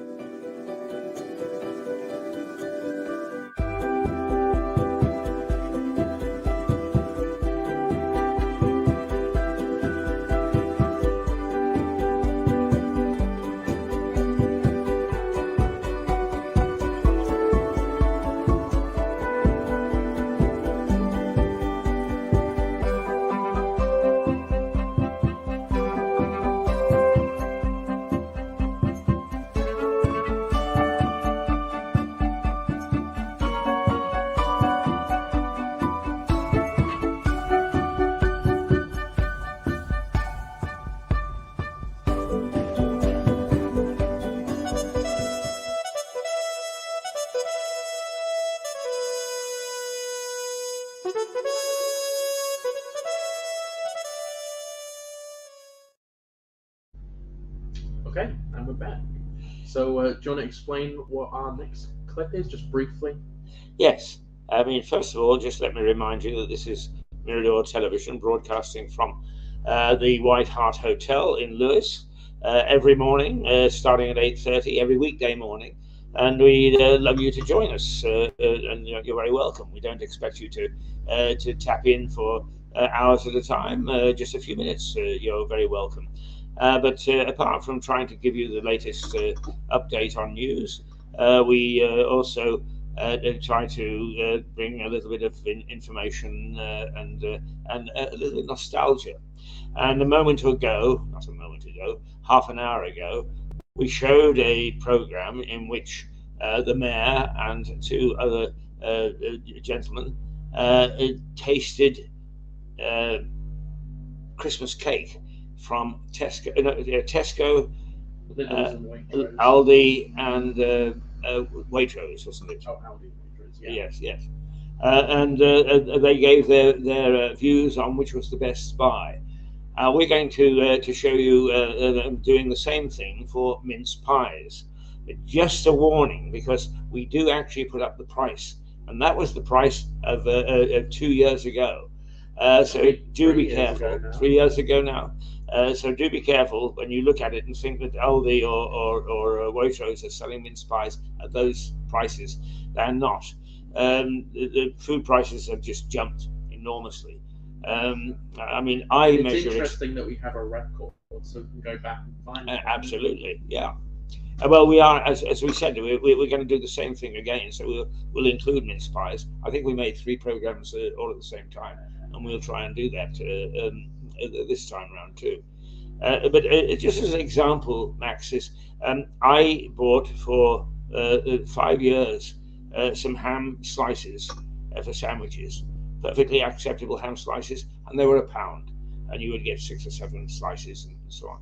That same product now went from £1, which it was earlier this year, to it is now £1.45, and so many other products are the same. I buy yogurts, specifically Youngkin yogurts. I like those ones; they're very nice. They were £1 a year ago. 1 year ago, they were £1. Yeah. They are now £2.20. £2 gone up 120%. It's amazing. The other thing that has become very expensive is ice cream, and I don't understand that. It's a milk product. I guess because it has to go through a lot of processing, has to go through all the cooling, and the fridges that they run off electricity, and Well, I mean, you could a year ago or 2 years ago get the own label ice cream for quite a large tub for £1. The cheapest that I can find, that tub now, is at £2.45. And they're probably smaller as well. Yes, probably. Anyway, mince pies. Let's see what our experts had to say about mince pies. All right, here we go.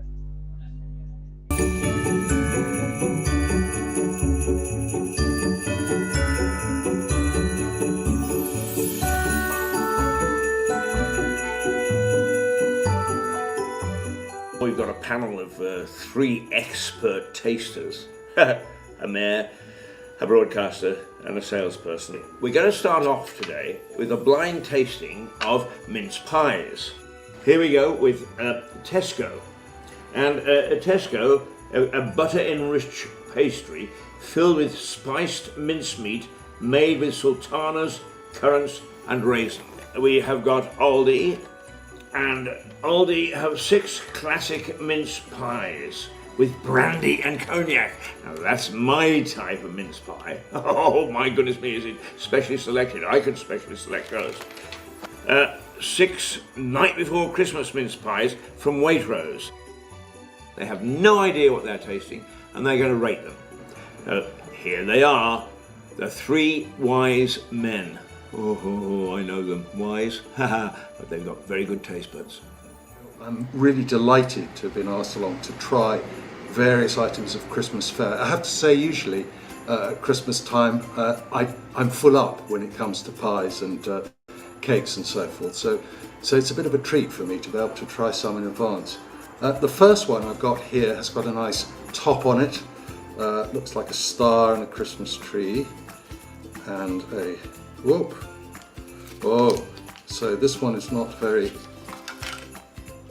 Oh, it's fallen apart. Maybe they need to look into that.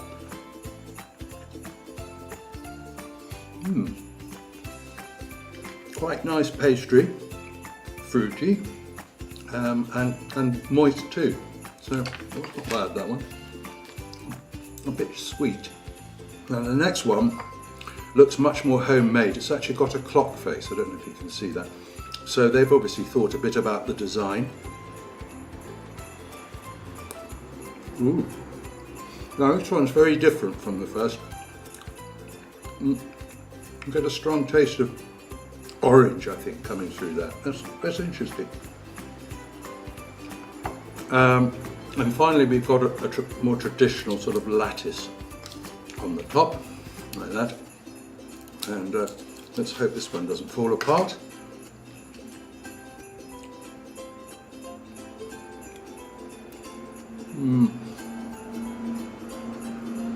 Pastry's not quite as good as the other two.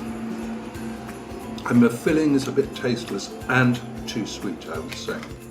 So, ranking these in order, I thought that was the most interesting one, followed by this one that fell apart. I'm going to forgive that.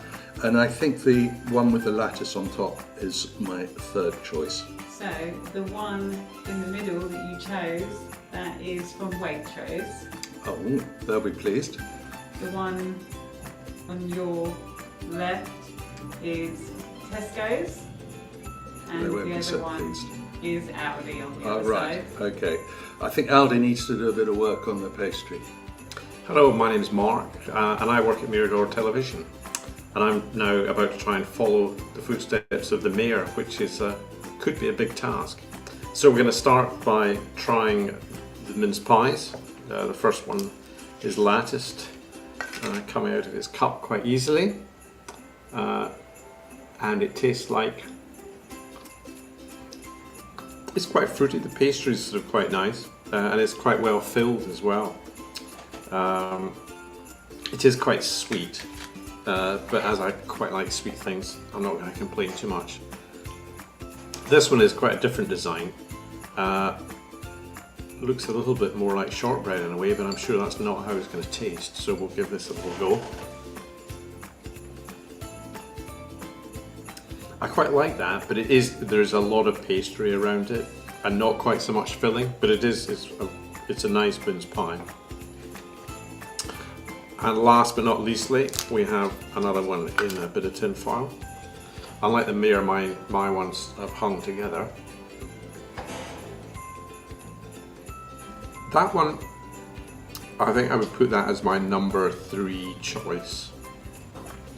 The least appetizing as far as I'm concerned.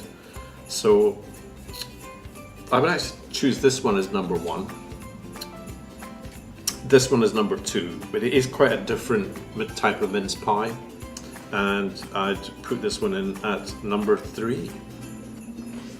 Your first choice is from Tesco's.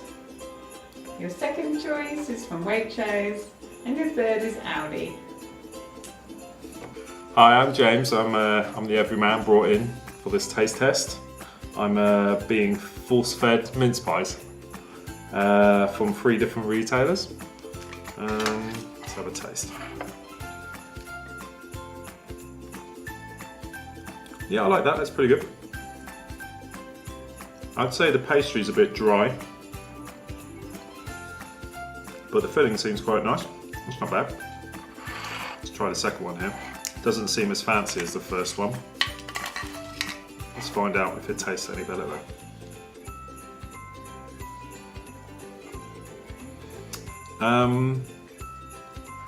Hang on. I think the pastry's better on this one. It might be less sweet. The filling's about the same, I'd say. It doesn't really look like a mince pie. It looks more like a big biscuit to me, but let's try it out.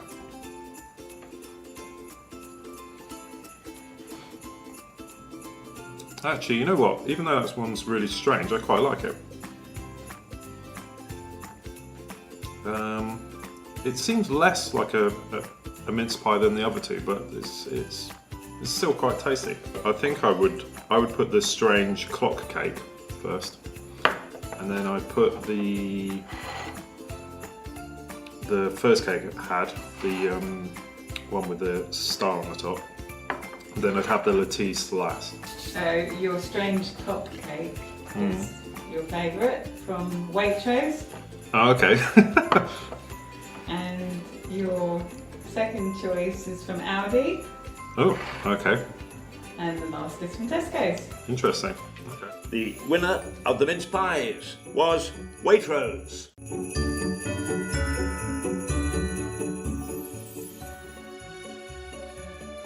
So off to Waitrose you go. Yeah, if I can afford it. Thank you.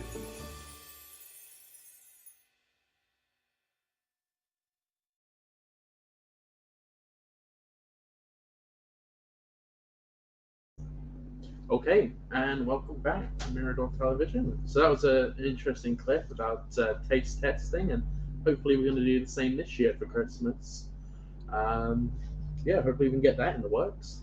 Well, I hope so too, because I see that as the arbiter, I got to taste the winning mince pie and the winning Christmas cake. I think there is another one, and I can't remember exactly what it is, but we'll see if we can find that for another morning. But it is interesting that it wasn't always the top brand or the most expensive that won out. There was a mixture of things from different, because you know there is a lot of snobbery in going to supermarkets. In the main, the goods are the same. But people will not shop at, for instance, Aldi. Oh dear, that's down market. That's totally down market. And they do shop at Waitrose. That's totally up market. What a bunch of nonsense! Because actually, what you're doing in many instances is paying a premium for goods which aren't as good. There is, for instance, one of the areas where there's a big difference is that Aldi come out on top with wine tastings and so on, and their selection of wines, and it is sort of has at least a third knocked off the price of booze at Aldi, the Waitrose, and yet there are people who swear that they only will shop at Waitrose because quality of the goods is starving, and it's not at all. It's that Waitrose has managed to get the reputation of being for good middle class people. Let's all become a good middle class person. It's all a bit of a nonsense. Yes, we actually managed to some extent show there that in blind tastings it's not always the most expensive that comes out on top. I mean, we in my household we only shop at Lidl's. It's the second cheapest, but you know, everything's still decent quality. It's not. Yes. It's not inedible. Oh. I mean, Waitrose food is certainly nicer quality, but it is more expensive. Well, I shopped at Aldi. We don't have a Lidl in Lewis. I shopped at Aldi until walking, because it does need a little bit of walking when you're down there. Walking is very difficult for me at the moment, so I've reverted to Waitrose. But I don't buy any more, since it's only me. I don't buy anywhere near the amount of groceries we used to. But my wife said that we saved a good third on the grocery bill by shopping at Aldi. I found there were two things that upset me a little bit.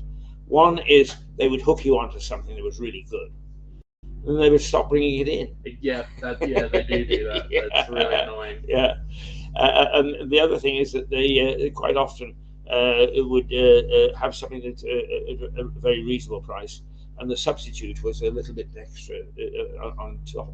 Once they started stopping the one, but doing a substitute, it was a bit a bit on. It was a bit more expensive, let's put it that way. So they'd hook you onto something and then wean you onto something just a bit more expensive. But even so, even with the extra expense, it was still a good third less. And I don't care. I don't care where I've seen it. As far as I'm concerned, somebody could have open cardboard boxes with stuff in, and if it's going to cost me less, I'll go. But then again, I'm a bit odd. Everybody needs to have a car. Oh, you haven't got a car? No, I haven't got a car, and I don't feel any lesser person for it than those people who. It's just a status symbol to have a car. To have two cars. Ooh. I don't think. I mean, I think that's more that used to be the way. I think a car is just an essential item now, really. Why? No, we don't have. I'm getting a car as soon as I can. I'm getting a motorbike first. Yeah. Because I can't afford a car, but it's so much more convenient. Well, if I get a car, we can start filming further away because I can't plug all of my equipment on the bus. No, quite. But if you're just talking about getting from point A to point B, I can get onto a bus or a train in Lewis. Okay, they're prone to strikes at the moment, but I can get onto a bus or a train in Lewis. I can even get a taxi. For that matter, I can get a ferry, but not very far away, and I can go to all points of the earth without a car. If I actually get on the bus and go to Brighton, okay, I'm lucky because I'm a venerable age. I can go to Brighton for free. But if not, what do I pay? £3 or £4? I take my car, and the first thing that I've got to worry about is £7 or £8 for parking. What's the sense in that? I don't understand it. But nonetheless, I still think that is a status symbol owning a car, just as it is owning I think actually where the snobbery comes in at the moment is in a dog. I mean, you've got several dogs, but it's funny. I can almost tell how much people can earn by the dog that they actually have on the leash. Now, you aren't a dog expert. Tell me this.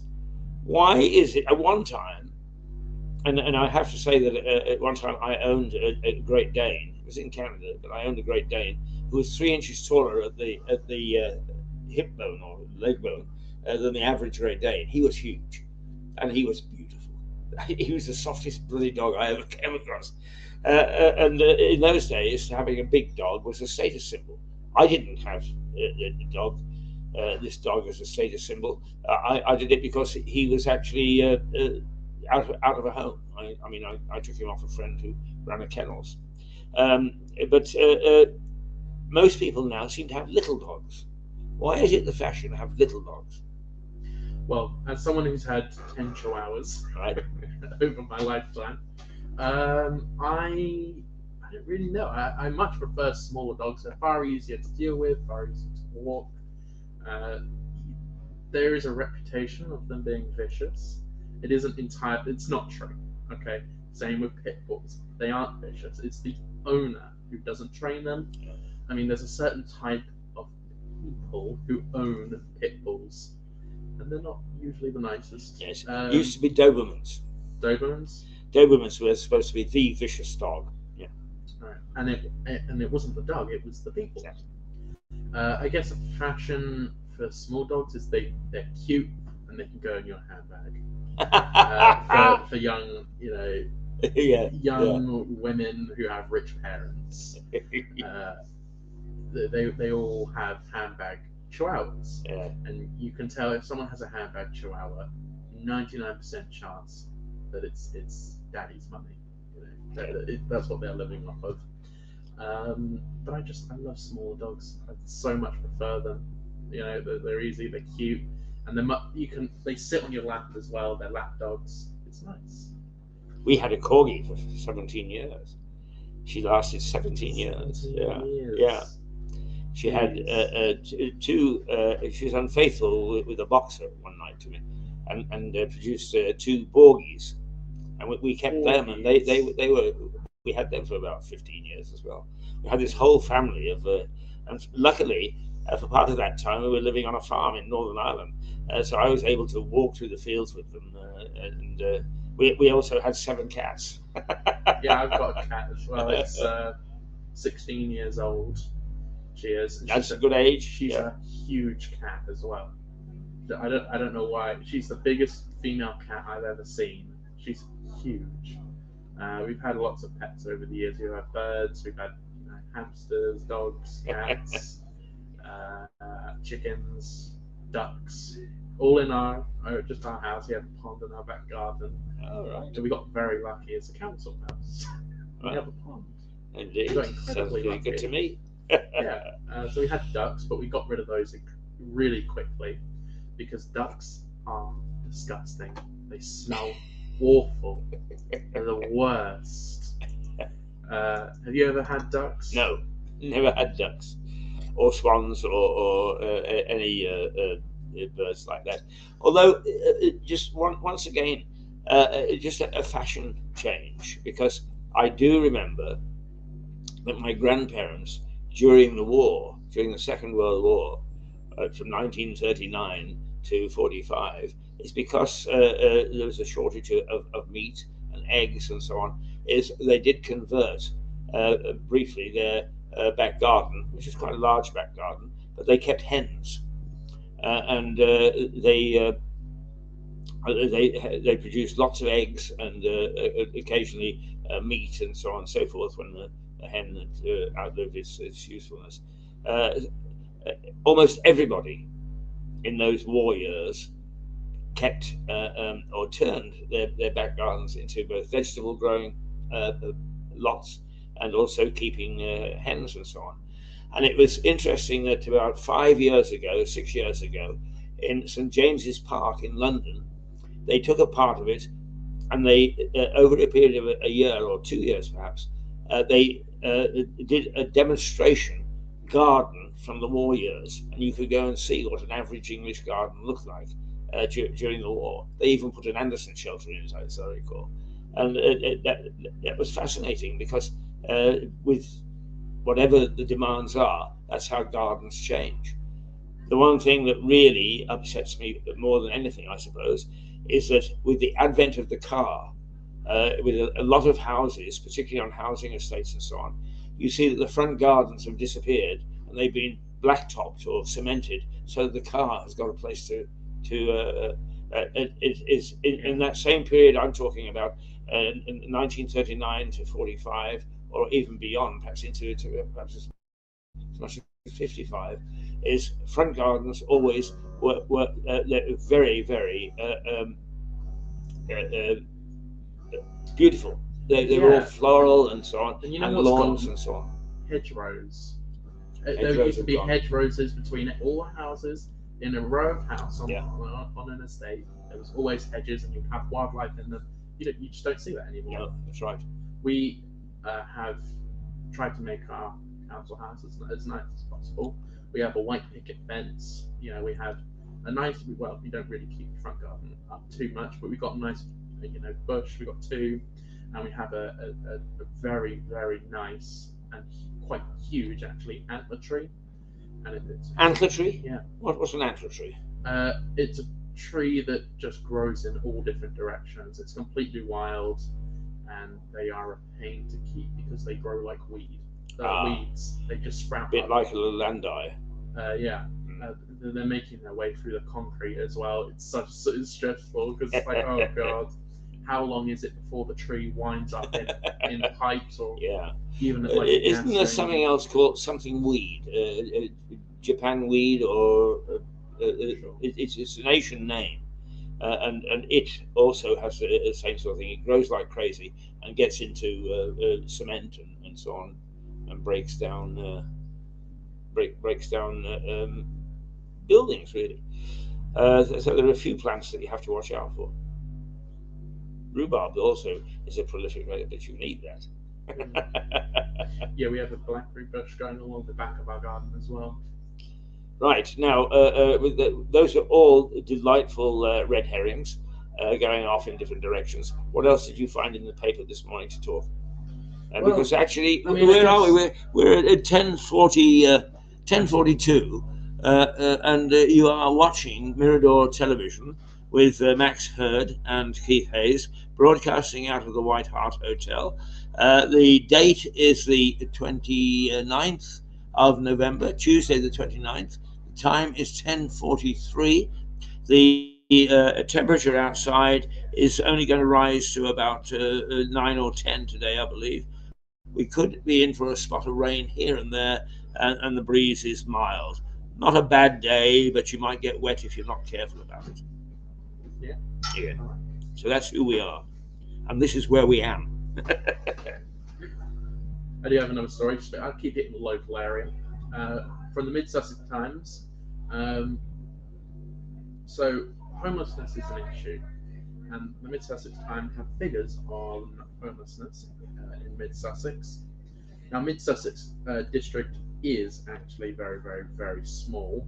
It's only got one big town in it, and that is Burgess Hill, and that's not very big. Right. It's all local villages, so it's like Hurstfield Point, Cookfield, East Grinstead, Ardingly, Linfield, all the small little villages, like Hayward. And they have statistics on homeless people here. In the last 5 years, do you know how many homeless people have died in Mid-Sussex? No. One. Just the last 5 years. And in 2020, the estimated homeless people in the entirety of Mid-Sussex. Oh, that's the wrong figure. That's for the nation.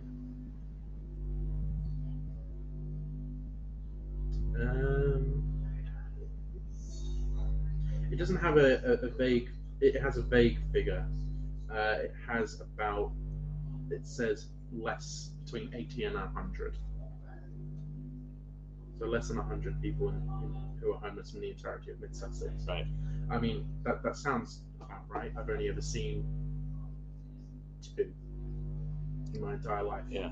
I mean, is there a reason why? Is it just because it's small, or is it a healthy life, much healthier livelihood, or what? Why is much it healthier? Yeah, it's a small villages, so well off. And the land area of Mid-Sussex is actually quite big. Right. It goes all the way from Hurstfield Point, just outside. It just like goes on the edge of Brighton. Right. Is Mid-Sussex. So Brighton is in Mid-Sussex, and then all the way up to East Grinstead. So it's quite a big land area, but it's mostly farms, mostly fields. Yeah. Now you've got big amount of statistics. Are there any statistics to show whether, in fact, in Mid-Sussex, part of the low homelessness is because people are more neighbourly, that the community looks after itself? Certainly. There is. There were, well, I'll give a personal example. I had a friend who would. I'll try to be as vague as possible. I knew someone who was kicked out of their home and would have been made homeless if it wasn't for us.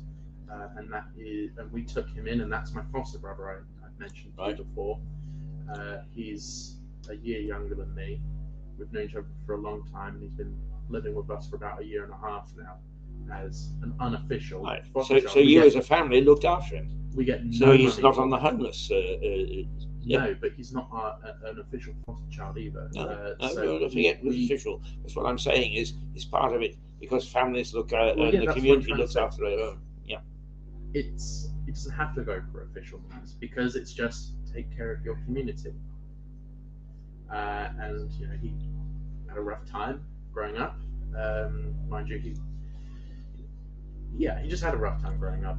Got kicked out, and then we took him in, and now he's doing well. Right. So you're a resident of Mid-Sussex. Yes. And I mean, you're obviously quite proud of your family's record, which is right and proper. But generally speaking, do you feel that in Mid-Sussex the warmth of community towards people who have misfortune is rather better than elsewhere in the area? Yeah, certainly. Because there's only 2 towns in Mid-Sussex. There's Burgess Hill and Hayward. Those are the only 2 towns. The rest are villages. Right. So I think Rural communities. Very rural. Yeah. Apart from Havertine and Burgess Hill. Yeah. Which are, I mean, Burgess Hill's not the nicest area. I would still live there. It's not horrendously bad. Havertine is quite nice. A bit boring. There's nothing there. And then the rest is just small villages. Mm-hmm. There's nothing particularly interesting about it, but it's just a nice place to grow up. Yeah.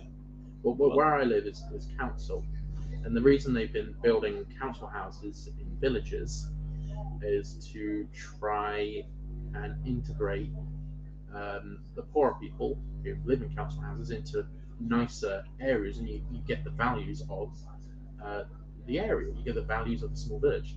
Now, luckily, that worked on me and my family tremendously well, as you can tell. You wouldn't know by talking to me that I live in a council house. You wouldn't guess. You probably would, fairly well off from a nice family. I didn't come from a nice family, certainly, but not well off. And it worked. It worked well. But the problem is, I am a positive. It's great. It worked for me, but the majority it didn't. What's happened is it's made the small villages worse off having. Well, as I said, the idea is to give the values of the poor people, give the rich, give poor people the values of the rich. That's the idea. Worked well on me. It's done the opposite. It's given the poor people, the rich kids, the values of the poor, and they're chavs. They dress a certain way. They don't speak proper English, as you complain about a lot. Yes, I do. No one actually speaks, in your words, the Queen's English. Yeah, I mean, I suppose in some ways it's unfortunate that people have decided that speaking the Queen's English is snobbish. It's not at all. It's so that we can communicate with one another as a people. And if the people in John O'Groats and Land's End both talk in a similar fashion, they'll understand one another.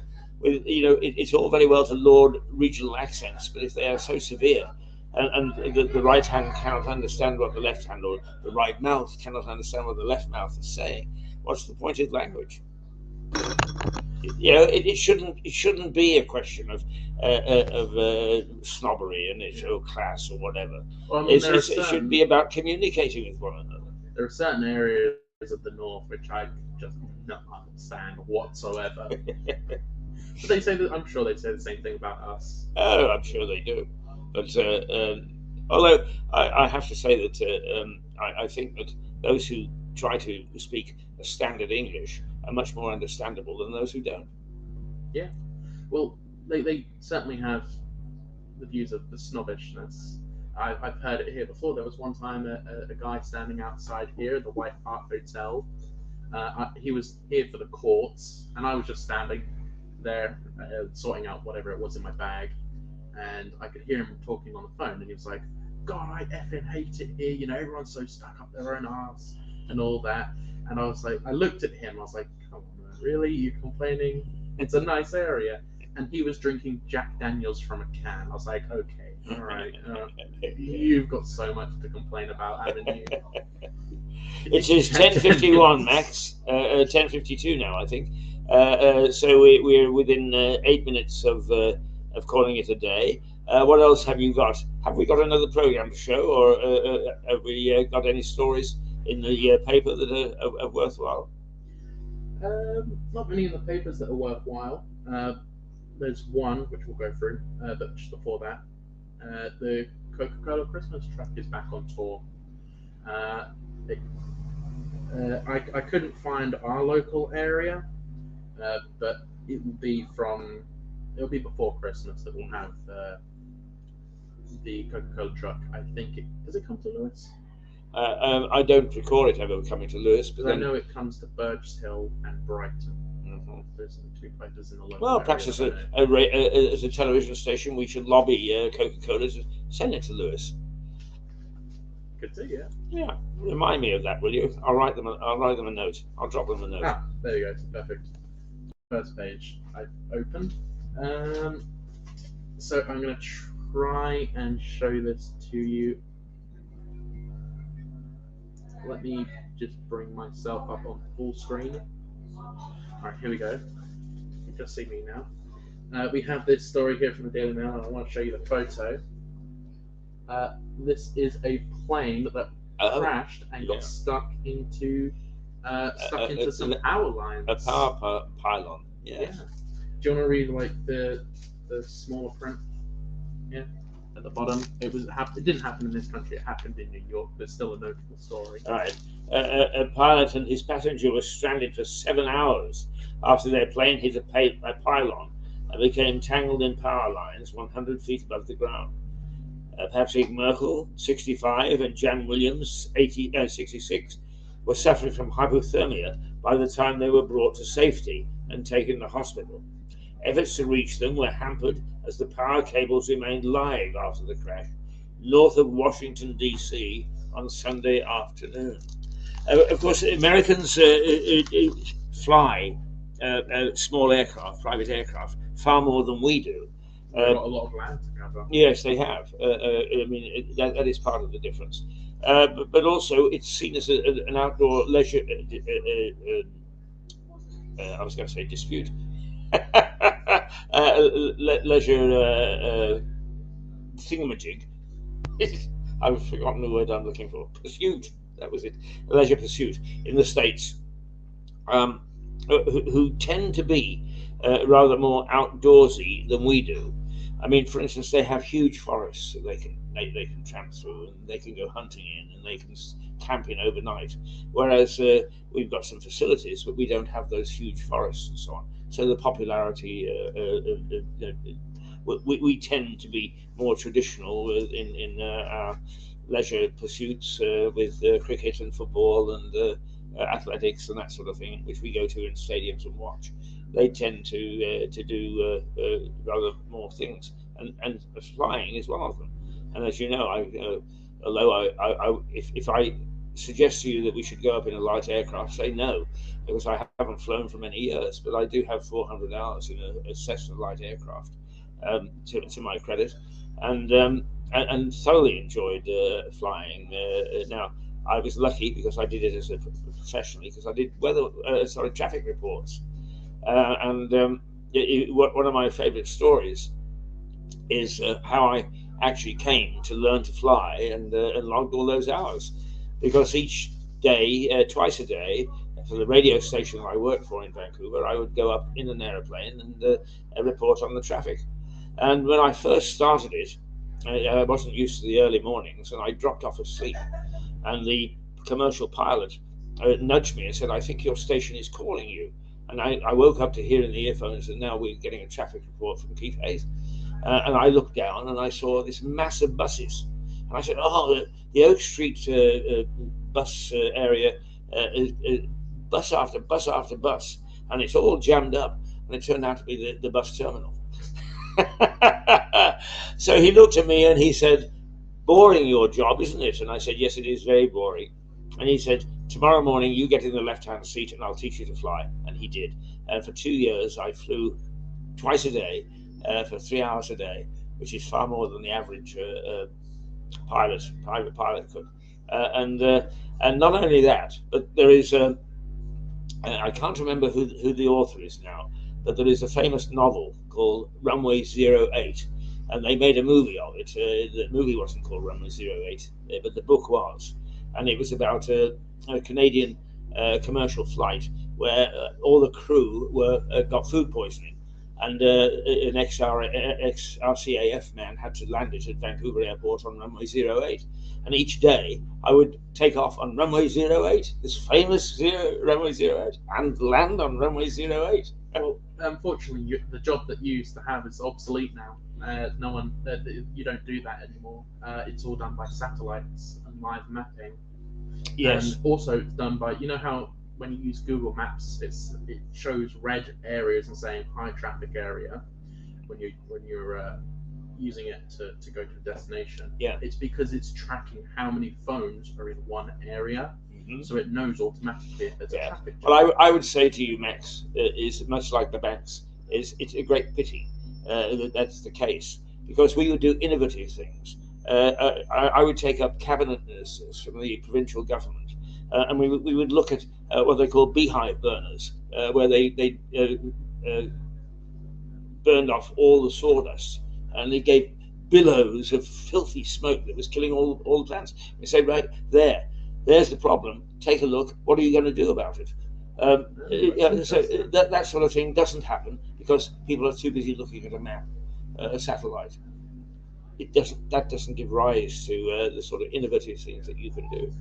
I mean, one of the things that I hope that we can do as we start to get a bit more solid now that we've established ourselves in the White Hart is that we would go onto the ferry, for instance, and go and talk to the captain, and perhaps take some fisheries experts or some wind farm experts so that we could look from the ferry and see them in action themselves and get views on it.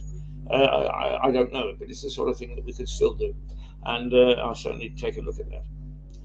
Right, what's the time? 10:58. So we'll sign off in a minute. But I do want to say about flying.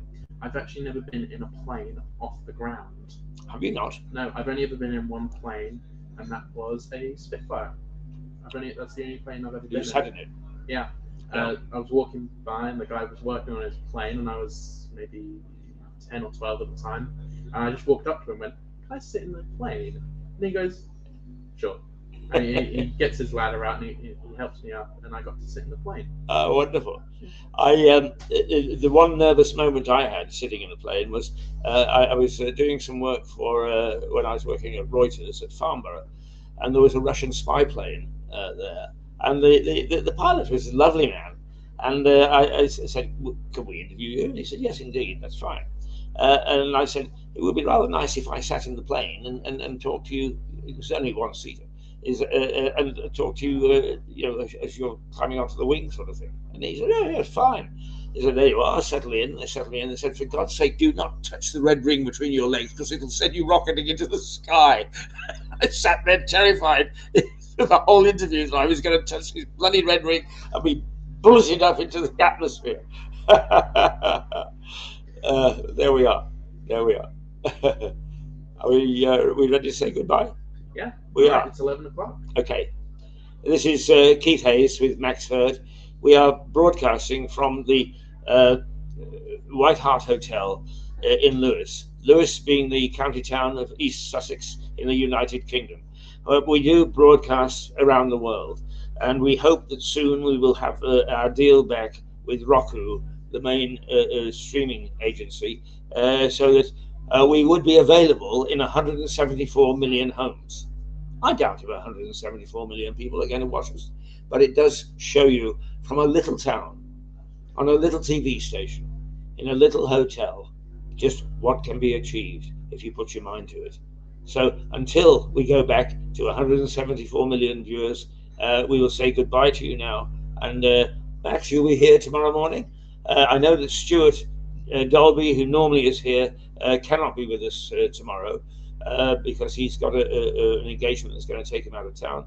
But we'll be here, and we'll look forward to saying hello to you and having another chat and showing you. And perhaps what we'll do is we'll find something else where we've done a food comparison. Okay. Till then, toodle pip. All right. Bye.